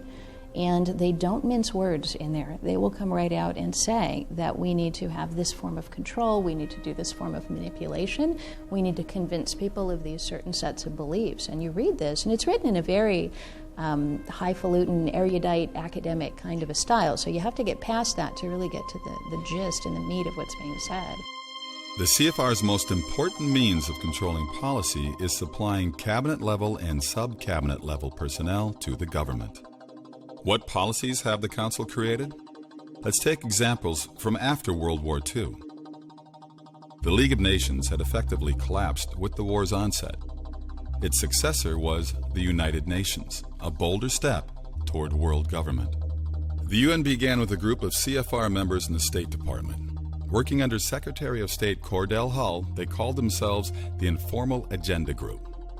The group drew up the original plan for the UN, then consulted 3 attorneys, all CFR members, who declared the scheme constitutional. Subsequently, they met with President Roosevelt, who approved the plan and publicly announced it the same day. After that, FDR made establishing the UN his top priority for post-war planning, just as the League of Nations had been to Wilson. At the UN's founding conference in San Francisco in 1945, most of the American delegates, 47, were CFR members. The Korean War was designed to empower the UN. It had been the objection of some people that the UN could never actually enforce peace. And so, essentially, the very first plank of the UN Charter says it's there to secure peace. This war was designed to validate the UN as peacekeeper. Even though 90% of the troops were American, it was said to be a UN action. And it was also a way of bypassing the Congress. We have never had a declaration of war since World War II. Once we got into the UN, that was it. Harry Truman sent troops to Korea without so much as consulting the Congress. By instituting policies through, for example, the United Nations, they're able to say, here's something we want to happen to every single person on planet Earth. And I'll give you an example. A couple of years ago, Desmond Tutu, Bishop Desmond Tutu, came out in support of a United Nations plan to number all the children. Their concern was that not all of the kids being born on planet Earth were making their way into a government database where they were being numbered and tracked. And so they came out with a program called PLAN that the phrase for this was, or their buzzword was, write me down, make me real. America's post-war program of aid to Europe, the Marshall Plan, was allegedly the brainchild of General George Marshall, who proposed it in a Harvard commencement speech. In reality, it was not conceived by Marshall, but by a CFR study group with David Rockefeller as secretary. They originally intended President Truman to announce the proposal and call it the Truman Plan. However, after deliberating, they decided that Truman, a Democrat, might not win the support from congressional Republicans. Marshall, a CFR cohort, was chosen to reveal the plan because, as a military figure, he would be misperceived as politically neutral and win bipartisan support. The strategy worked. The Marshall Event is one of those things that people recognize from the history books, but you read a basic summary and you gloss over it. But it has huge importance for the building of the global system that happened in the wake of World War II, when essentially power was up for grabs, and in fact had been negotiated ahead of time. The Marshall Plan was just another giant welfare plan. It weakened America financially, certainly designed more for control of these little nations that they were rebuilding, a lot more than it was to help them. Americans were told the funds were for Europe's needy. They were not told, however, that the goods their tax dollars purchased came mostly from multinational corporations linked to the CFR. The Marshall Plan was even more sinister. Unknown to most Americans, Europeans paid for Marshall Plan goods with printing press money called counterpart funds. CFR member John J. McCloy, appointed High Commissioner to Germany, was in charge of this cash. He was approached by Jean Monnet, renowned as founder of the Common Market, predecessor of today's European Union. Time called him the father of Europe. In 1947, Monnet sent agents to McCloy, who put millions of dollars in counterpart funds at their disposal. This money jump-started the movement for European unity. It financed common market propaganda and a European Union youth movement, as well as schools that would promote European consolidation, the Council of Europe's first meeting in 1949 and election campaigns of favored candidates. Journalist Richard Rovere called McCloy chairman of the establishment, an insider's insider. When he returned to the U.S., he became chairman of both the Council on Foreign Relations and the Rockefellers' Chase Manhattan Bank. McCloy was also second president of the World Bank, which, like its sister, the International Monetary Fund, or IMF, was started at the Bretton Woods Conference. The Bretton Woods Agreement, where the IMF and World Bank were created, also created a reconstruction vehicle for Europe, which allowed the financial investments to flow through the central banks of choice and flow outward to what became American firms who got most of the business to rebuild Europe. It came with strings attached, and most of the European countries were under the yoke of U.S. command during the Reconstruction phase of what was known publicly as the Marshall Plan, but privately was concocted by the Wise Men, a group of very influential foreign policy people who are all members of the Council on Foreign Relations, and many of them also members of Skull and Bones.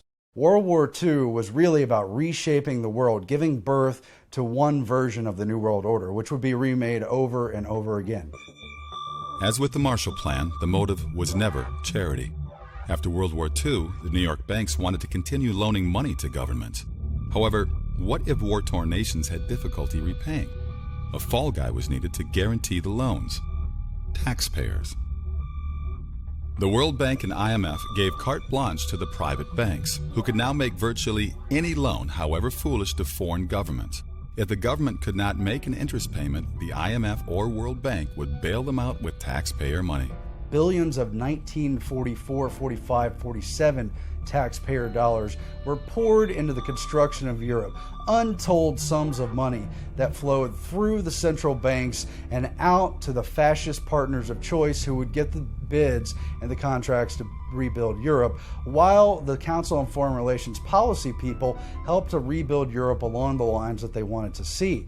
Economic controls, wage controls, industrial agreements, and what became the footprints and baby steps and building blocks of the European Union that we see today.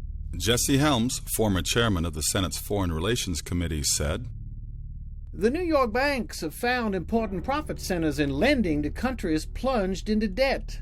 This has been an essentially riskless game for the banks because the IMF and the World Bank have stood ready to bail the banks out with our taxpayers' money." Furthermore, the World Bank and IMF often attached conditions to these loans. They may demand a voice in government policy. For example, they might dictate that a country privatize industries to multinational corporations before money comes through. The World Bank and IMF are instruments of profit and control. And the U.S. foreign policy based in Washington enabled it all the way and put the key people in position to outright rule Europe until it was rebuilt along the designs of not God, not man, not national governments, but the emerging world government based in the Council on Foreign Relations and their money powers. I look at the World Bank and the IMF more or less as the next stage of the evolution of international banking.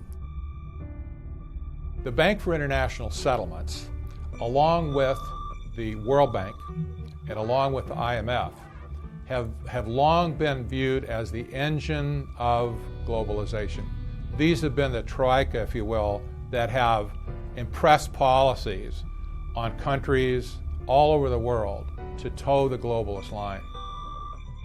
We're told that this is necessary in order to regulate trade or in order to pacify nations that would be making war against us. But in fact, what this is about is creating debt. People talk about the one world government or globalists as if we're just going to create one nation that all has the same name. But I don't think that's even necessary. We have banking systems that control the trade, they control what people do for a living. There are people who are living in African nations right now growing cotton in those nations. And those farmers are required to grow cotton because it's part of the debt payback that goes to these huge globalist banks who have made loans to the country. And they can't compete with other countries around the world. The farmers want to grow something else because their margins are so small, and they're not allowed to simply because of the debt that is owed by their nation.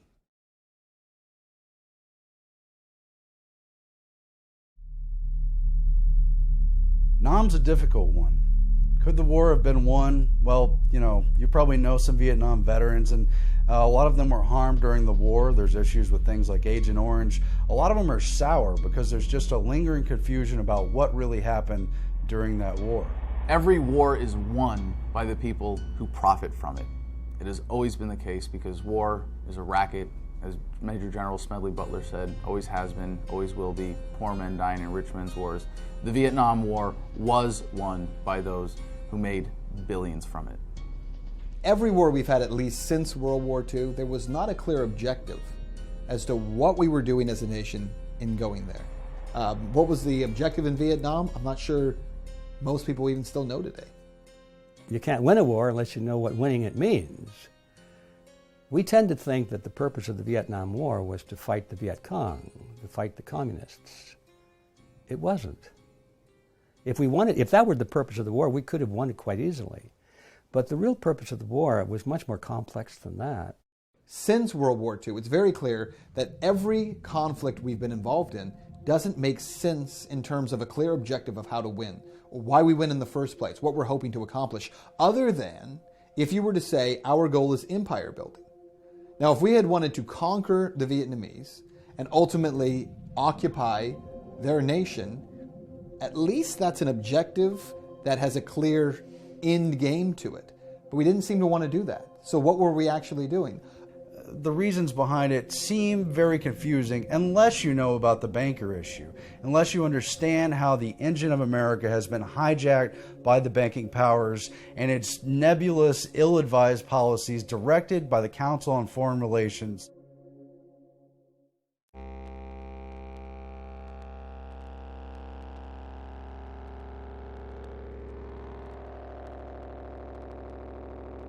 Perhaps no 20th century event impacted America more than the Vietnam War.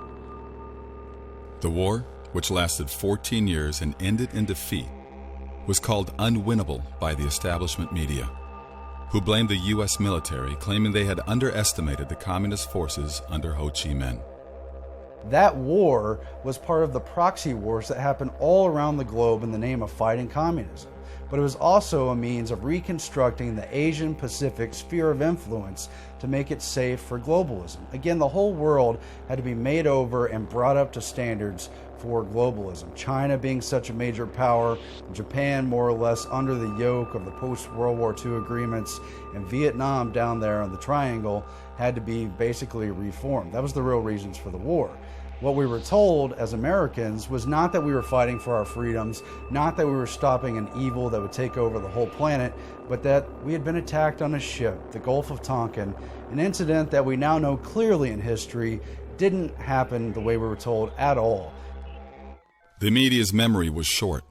After World War II, U.S. foreign policy dictated that France leave Vietnam. The United States initially supported Ho Chi Minh. In 1945, the OSS, forerunner of the CIA, trained Ho's army and provided him with guns and 20,000 cartridges, which he used to fight the French. The U.S. press glorified him. In 1946, Newsweek compared him to George Washington. In 1954, with its troops hemmed in by Ho's forces at the critical battle of Dien Bien Phu, France begged the United States to intervene. An aircraft carrier strike would have averted disaster, but the U.S. government refused. Following the French pullout and the division of Vietnam into the North and South, U.S. foreign policy's next objective was removing Emperor Bao Dai, the one man capable of uniting the country. Bao Dai exclaimed, "If your country had given me 1,000 of the sum they spent to depose me, I could have won that war." Through a rigged plebiscite, Ngo Dinh Diem, the CFR's choice, was installed as South Vietnam's president. The South Vietnamese hated the oppressive Diem, who drove many into the communist arms. In the meantime, CIA Colonel Edward Lansdale, CFR member, oversaw the disarming of three powerful anti-communist groups in Vietnam: the Cao Dai sect, Hua Hao sect, and Le Van Bien's private army. Having sponsored Ho Chi Minh and destroying French, imperial, and local opponents at every level, our CFR policymakers now launched the tragic conflict. World War II. The USA fights on two fronts, Europe and the Pacific. The Germans and Japanese were tough and well-equipped, yet we crushed both military empires with our allies' help in just 3.5 years. On the other hand, we spent 14 years fighting Little North Vietnam and lost. Something is terribly wrong with this picture. Defense Secretary Robert McNamara forbid the Air Force to strike over 90% of the strategic targets it wanted to hit. As a CFR member, he left the Defense Department to become president of the World Bank. Then there were the rules of engagement, not declassified until 1985, when they consumed 26 pages of the congressional record's fine print. According to the rules, American soldiers were not allowed to shoot first, but had to wait until fired upon. If a pilot saw a MiG on the ground, he could not attack. He had to wait until it was airborne and showing hostile intent. If a surface-to-air missile launch site was under construction, he couldn't bomb it. He had to wait until it was operational.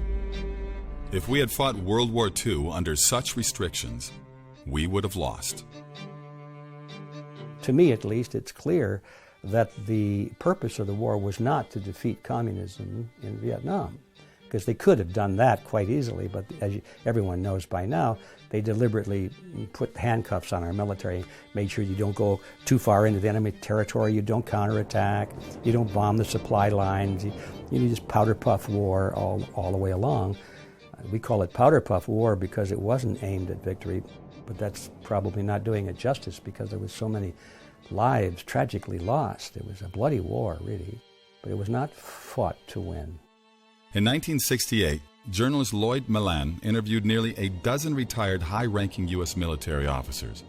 Each, queried separately, said the war would be won in weeks or months with the restraints lifted.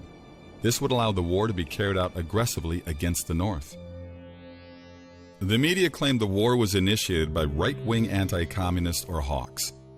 The first U.S. combat troops went to Vietnam in 1961. President Kennedy authorized sending about 10,000 men on the advice of the State Department's Walt Rostow, who had just returned from a fact-finding mission to Vietnam. Although the press portrayed Rostow as a hawk, his father had been a Marxist revolutionary in Russia. Two of his aunts belonged to the U.S. Communist Party. His brother, Eugene Debs Rostow, was named after Socialist Party leader Eugene Debs, and the Eisenhower State Department rejected Walt for employment 3 times as a security risk. The Kennedy administration could only get him in by firing Otto Otepka, the State Department's head of security. In a book published the year before his advice to Kennedy, Rostow wrote, "It is a legitimate American national objective to see removed from all nations, including the United States, the right to use substantial military force to pursue their own interests. Since this right is the root of national sovereignty, it is therefore an American interest to see an end to nationhood, as it has been historically defined."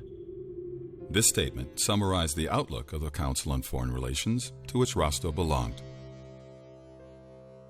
Johnson had to give some very awkward and rather embarrassing speeches convincing America why Vietnam, why he was sending their sons, their brothers, their fathers off to war. As earlier noted, Congress authorized President Johnson to intervene in Vietnam through the Tonkin Gulf Resolution, written before the 2 alleged attacks on the U.S. Navy in the Tonkin Gulf. Admiral Stockdale testified that the second attack never happened. The premature resolution was written by William P. Bundy, Assistant Secretary of State for Far Eastern Affairs and member of the CFR. Like Rostow, Bundy was portrayed as a hawk. Yet, in the 1950s, Bundy headed the defense fund for Soviet spy Alger Hiss. After Bundy left the State Department, David Rockefeller appointed him editor of Foreign Affairs, Journal of the CFR, and America's leading opponent of national sovereignty.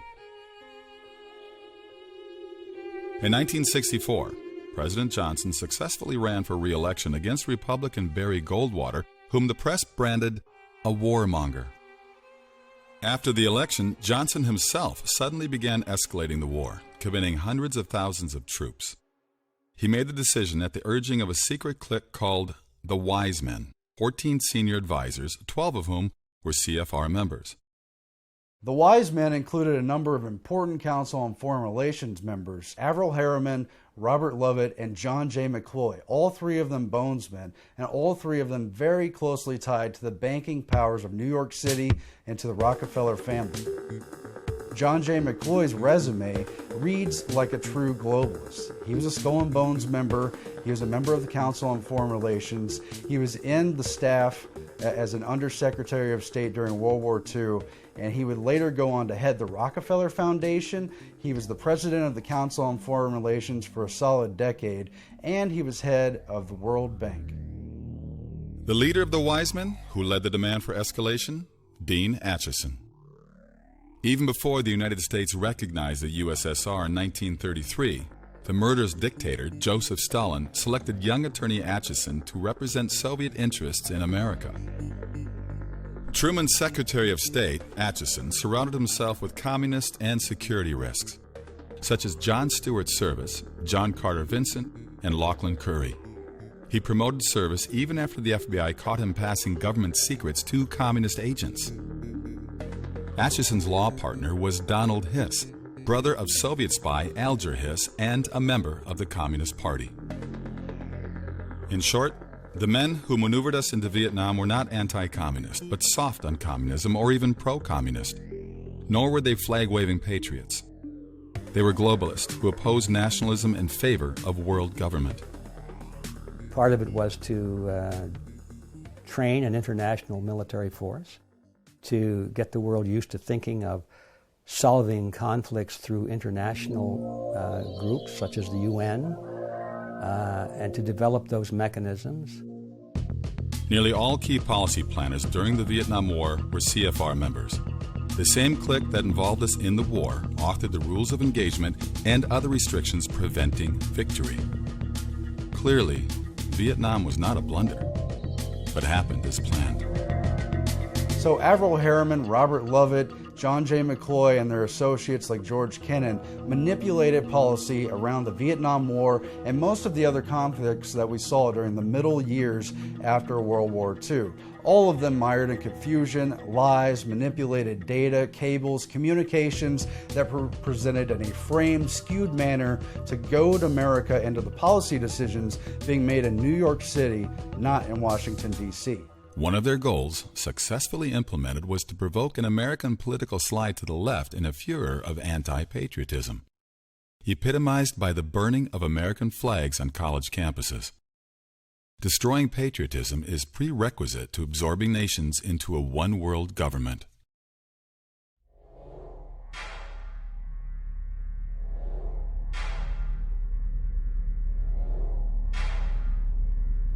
But we lost the jobs. We lost the wealth. Our middle class now has been decimated in America. It's getting smaller every year. People are getting poorer every year. Our opportunities for success are dimming every year. And we wave to the factories and to the industries that moved overseas and say, gee, that's too bad. The North American Union is just one proposal that some people see as an opportunity that's going to enhance their use of the racket to rip people off. You're not going to get a world government overnight. What's going to happen is you will get regional governments, and of course we've seen this with the creation of the EU and all of the trauma that goes with that they've been experiencing over there, of trying to bring together multiple countries under a single currency, under a single economic system. Whenever people start talking about North American Union and linking us up, then I think, well, what's next? Then a South American Union, and then we join with the EU, and then before you know it, you actually have wound up with your global government. When they consolidate and centralize power and decision-making processes in these regional communities, it's going to be a very much simpler process for them to then consolidate power from those regional areas, because there'll only be a few of them, and then to bring that together will be child's play in comparison to trying to bring together hundreds of countries worldwide. A North American Union is especially dangerous, as are, again, many of these free trade agreements like the TPP. Why? Because they trump our Constitution. What they have to do is they have to line up the regulations in countries to mesh together, to not fight each other. So you see this going on in Europe, you see this going on in Asia, you see it going on in the current negotiations with the Trans-Pacific Partnership, for instance. The TPP, the Trans-Pacific Partnership, aims to say that any American law, including any constitutional law, is suspended in place of the TPP. That includes corporations operating in the United States. They would fall under the authority of the TPP before they would fall under the authority of the U.S. Constitution. That's a huge problem. Same thing with the North American Union. Would we then have some agreement that trumps our Constitution? It's all about regulation. You say, well, why? It's because they want to get them meshed together and lined up together so they can interoperate without national boundaries and national issues. You see. That the moment when America announced through then President George W. Bush that we were at war with terror, I think it was actually a truthful statement, but it was a terrible moment for the country. But the terror wasn't what they claimed that it was. $60 billion worth of spying on we the people? It's not about protecting us from Al-Qaeda or Al-Nusra or Al Capone. The war on terror, in my opinion, has become a war on the Bill of Rights. The war on terror has impacted the freedom on the people of the United States and the people of the entire world using fear. So the revolution apologizes for shitting all over your apathy. What people have to understand how this process works is fear is what always shuts consciousness down.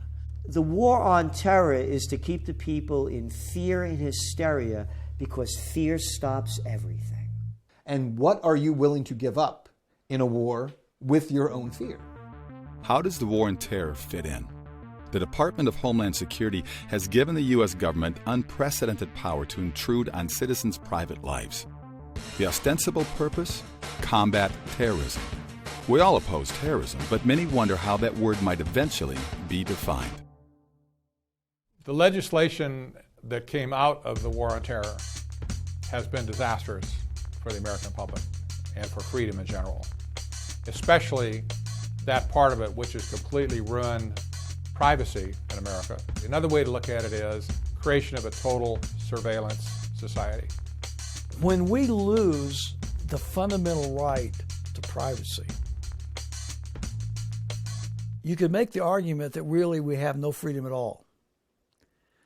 Virtually every piece of our electronic correspondence is being recorded and monitored by some branch of the federal government, all in the name of national security. What the war on terror has done is said, what will you trade in order to not feel afraid anymore? And unfortunately, as a nation, we said everything. We'll trade everything. They can put you in jail, hold you indefinitely under the Patriot Act. You know, and what is all this? It's all based on the war on terrorism. And where did that get started? With 9/11. And nobody wants to look at 9/11, but if you look at it hard enough, you'll realize that the whole official story is full of holes. And so what has happened in a very incremental way is turning everyone into a terrorist for whatever reason. We just heard Senator Reid say that the people that went to the Bundy Ranch are terrorists. The military are acting like terrorists. We're acting like terrorists. If you don't agree with your whatever, dog catcher or water meter reader or whatever, you're a terrorist. So again, we're back to the same thing as with the communists, which is today a terrorist is just anyone who disagrees with you. And it is polarizing and fragmenting society. The concept of Homeland Security did not originate after the Twin Towers attack, but with the 1998 proposal by the United States Commission on National Security, which had 12 members, 9 of whom belonged to the CFR. They recommended a National Homeland Security Agency, the very phrase President Bush used 9 days after 9/11. What connects the trade agreements and war on terror? Both are being used to justify North American Union. In 2004, the CFR's Robert Pastor wrote in Foreign Affairs, security fears would serve as a catalyst for deeper integration. The Department of Homeland Security should expand its mission to include continental security, a shift best achieved by incorporating Mexican and Canadian perspectives and personnel into its design and operation. Pastor is thus suggesting that security concerns warrant combining NAFTA's economic partners, America, Canada, and Mexico, into a continent-wide Homeland Security Department. In March 2005, in Waco, Texas, President Bush met with Mexican President Vicente Fox and Canadian Prime Minister Paul Martin to discuss integrating their 3 countries. The Bush administration's open borders policy and its decision to ignore the enforcement of this country's immigration laws is part of a broader agenda. President Bush signed a formal agreement that will end the United States as we know it, and he took the step without approval from either the U.S. Congress or the people of the United States. At the time of the Waco meeting, the CFR produced a document, Building a North American Community, which called for the creation by 2010 of a community to enhance security, prosperity, and opportunity for all North Americans. Regional alliances like the EU and SPP are not the end game, simply stepping stones to a one-world government. Leading establishment figure Zbigniew Brzezinski said in 1995, "We cannot leap into world government in one quick step. The precondition for genuine globalization is progressive regionalization." Soviet dictator Joseph Stalin recognized this principle as integral to communist plans for domination, saying, "Populations will more readily abandon their national loyalties to a vague regional loyalty than they will for a world authority. Later, the regionals can be brought all the way into a single world dictatorship."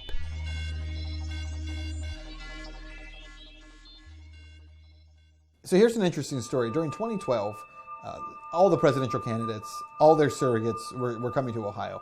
And I had the privilege of being able to interview President Obama and also the privilege of interviewing Mitt Romney and Paul Ryan. And it was during the Mitt Romney-Paul Ryan interview, when I went in to interview them, you get 5 minutes with the candidate. You go into the room.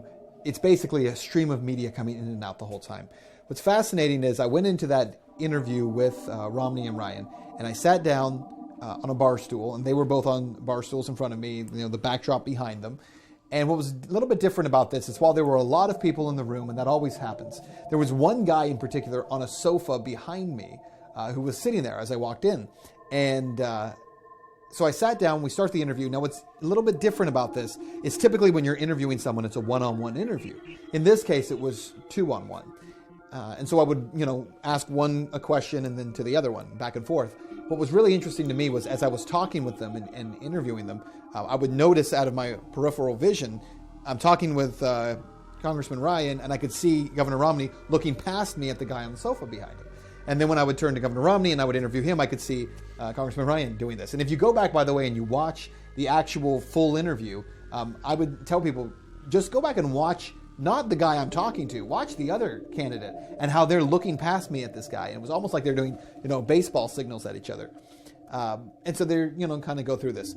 We do the interview, we're all done. And after I left, I was really interested in who the guy was on the sofa behind me. And so I stopped one of the press people on the way out and I said, "Oh, by the way, who was the guy on the sofa?" And they told me his name, which at the time didn't mean anything. And then they said, "Oh, he's with the Council on Foreign Relations and he's advising the candidates."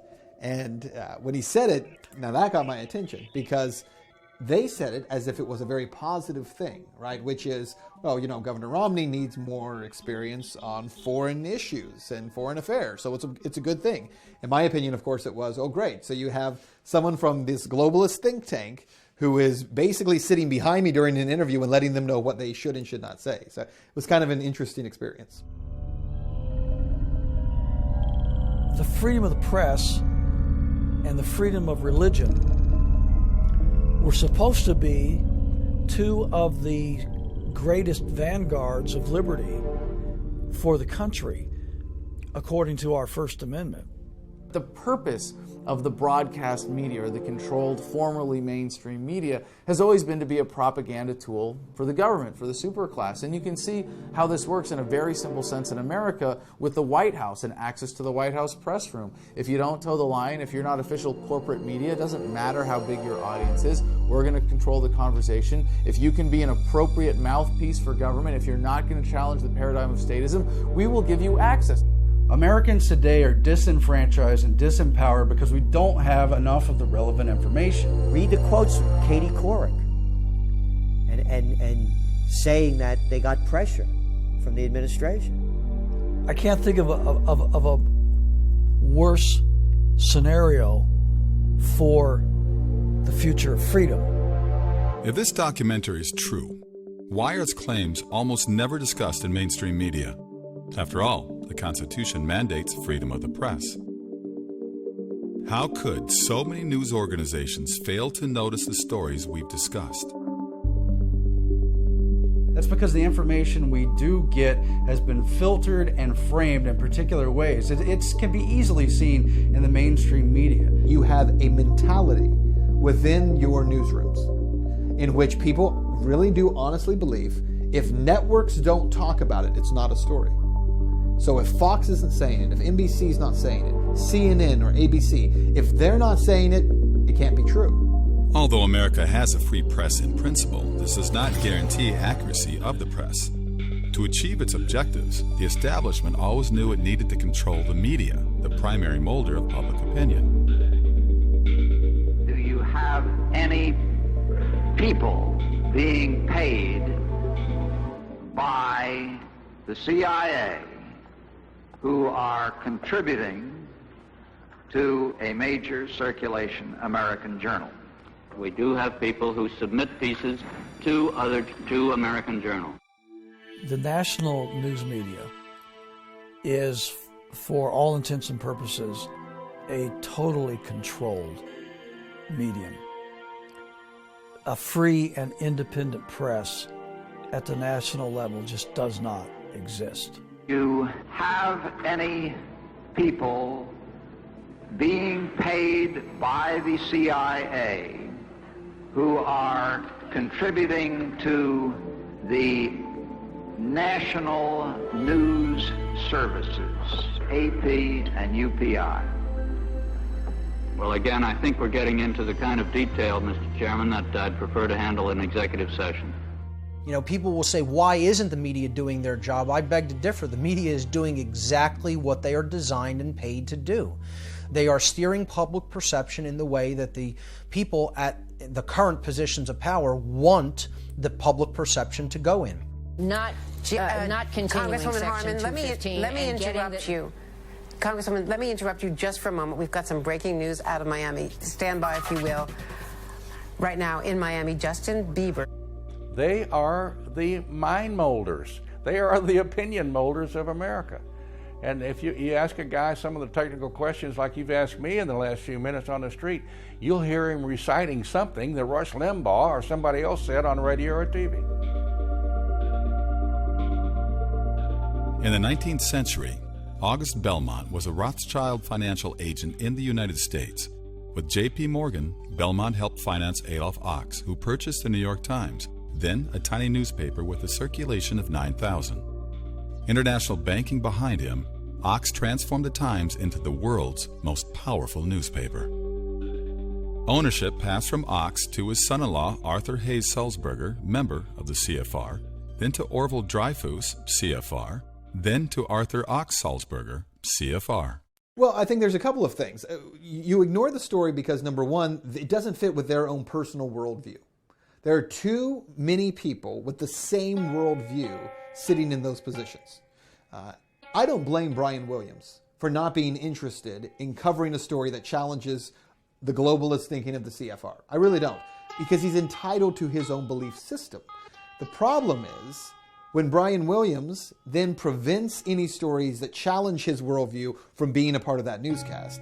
And when Brian Williams does it, then Diane Sawyer does it, and so does Scott Pelley, and it goes on and on and on. And then when all the networks say, well, let's ignore those stories, all the local TV stations around the country say, well, they're not covering it, so it must not be a story, because those guys are the most professional, most legitimate media. The Times' editorial policy has consistently paralleled the establishment's agenda. When members of Congress opposed Paul Warburg's nomination to the Federal Reserve Board, the Times lobbied on his behalf.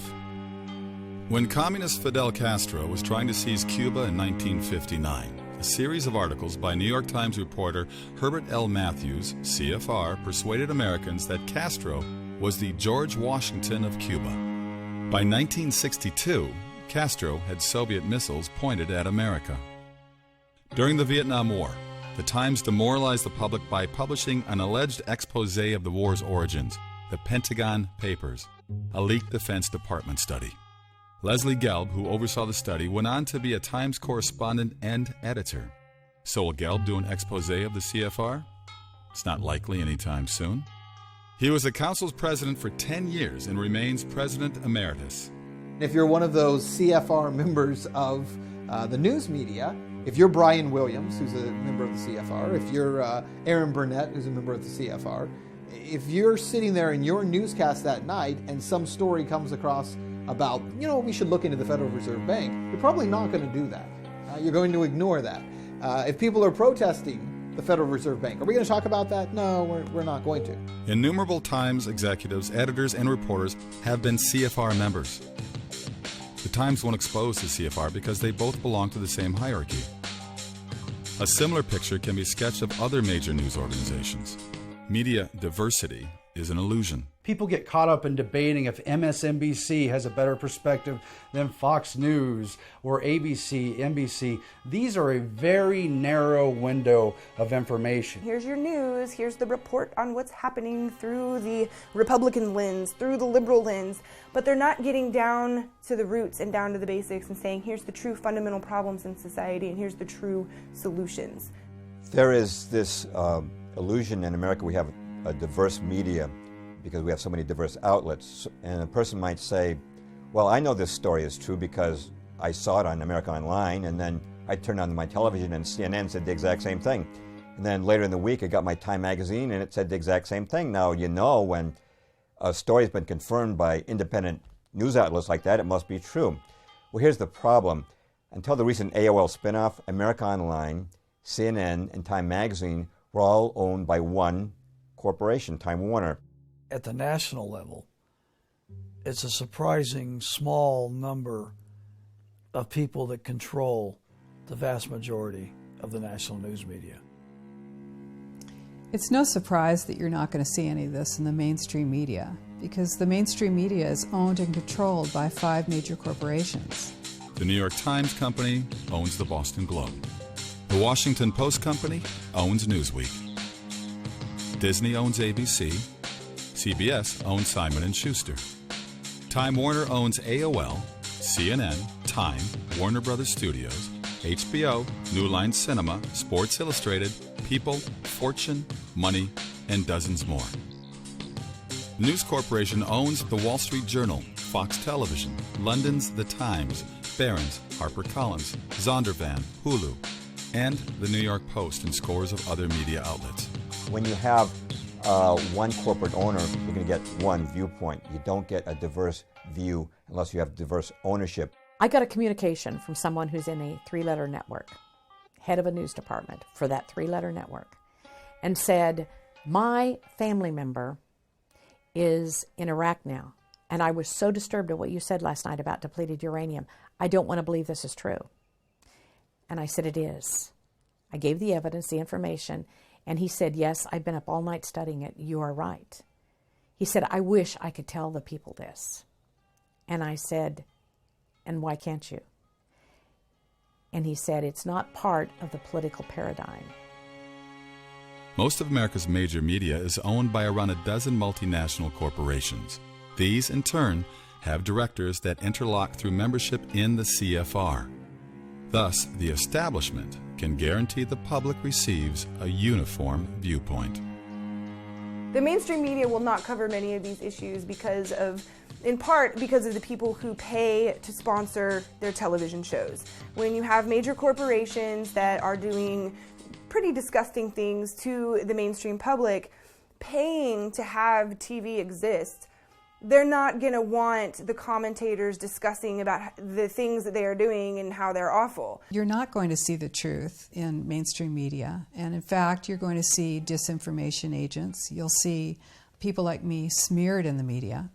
If it comes out at all, the information that we're talking about, you're going to find that it's marginalized. Once a year, the world's elite from government, banking, industry, and media hold an international summit called the Bilderberg Conference. The meetings are closed to the public. In 1991, speaking before the Bilderbergers, CFR Chairman David Rockefeller described the media policymaker marriage. We are grateful to the Washington Post, the New York Times, Time Magazine, and other great publications whose directors have attended our meetings and respected their promises of discretion for almost 40 years. It would have been impossible for us to develop our plan for the world if we had been subject to the bright lights of publicity during these years. But the world is now more sophisticated and prepared to march towards a world government which will never again know war, but only peace and prosperity. But I don't think we're buying into it as much anymore. I think that the advent of new media, I think the internet, social media, the ability for people to talk to each other, communicate, share information like at no other time in human history really renders a lot of the propaganda that we face unusable. It's very tempting when you look at the short-term trends in the American government and the application of technology in organizations like the NSA to think that we're heading towards a totalitarian surveillance state. But technology is fundamentally empowering, and with all the technology that's on the horizon right now, we see Google Glass as an exciting innovation, but really just scratching the surface of what's about to happen with computers in our brains, if not just in our contact lenses, or better integrated with our lives in general, and the profusion of cameras in society. These are good things in and of themselves. The question is really who controls these technologies. And it is scary when government controls these technologies, but I'm very confident that technology also empowers greater awareness and is going to lead people to realize that non-coercive, voluntary, peaceful relationships are superior to violent, coercive ones that are the reasons we have to be afraid not of the technology itself, but of the application of it. So it's really important to be aware of that distinction when fighting back and making sure that we're not making people afraid of the technology itself, but that they know what is correct to be afraid of, which is the government control and usage of these technologies as mechanisms of greater control. But the technology fundamentally empowers us to better control our world, our environment, to be more empowered human beings as individuals, and that is a great thing to be celebrated. If anything, is going to lead government to be obsolete. We are the individual people of the United States. We need to exercise our rights. Nobody's going to come in on a white horse and rescue you or save the day. This is your job. This is an informed electorate's job. It's our job to inform our elected officials that we refuse to be a part of this plan.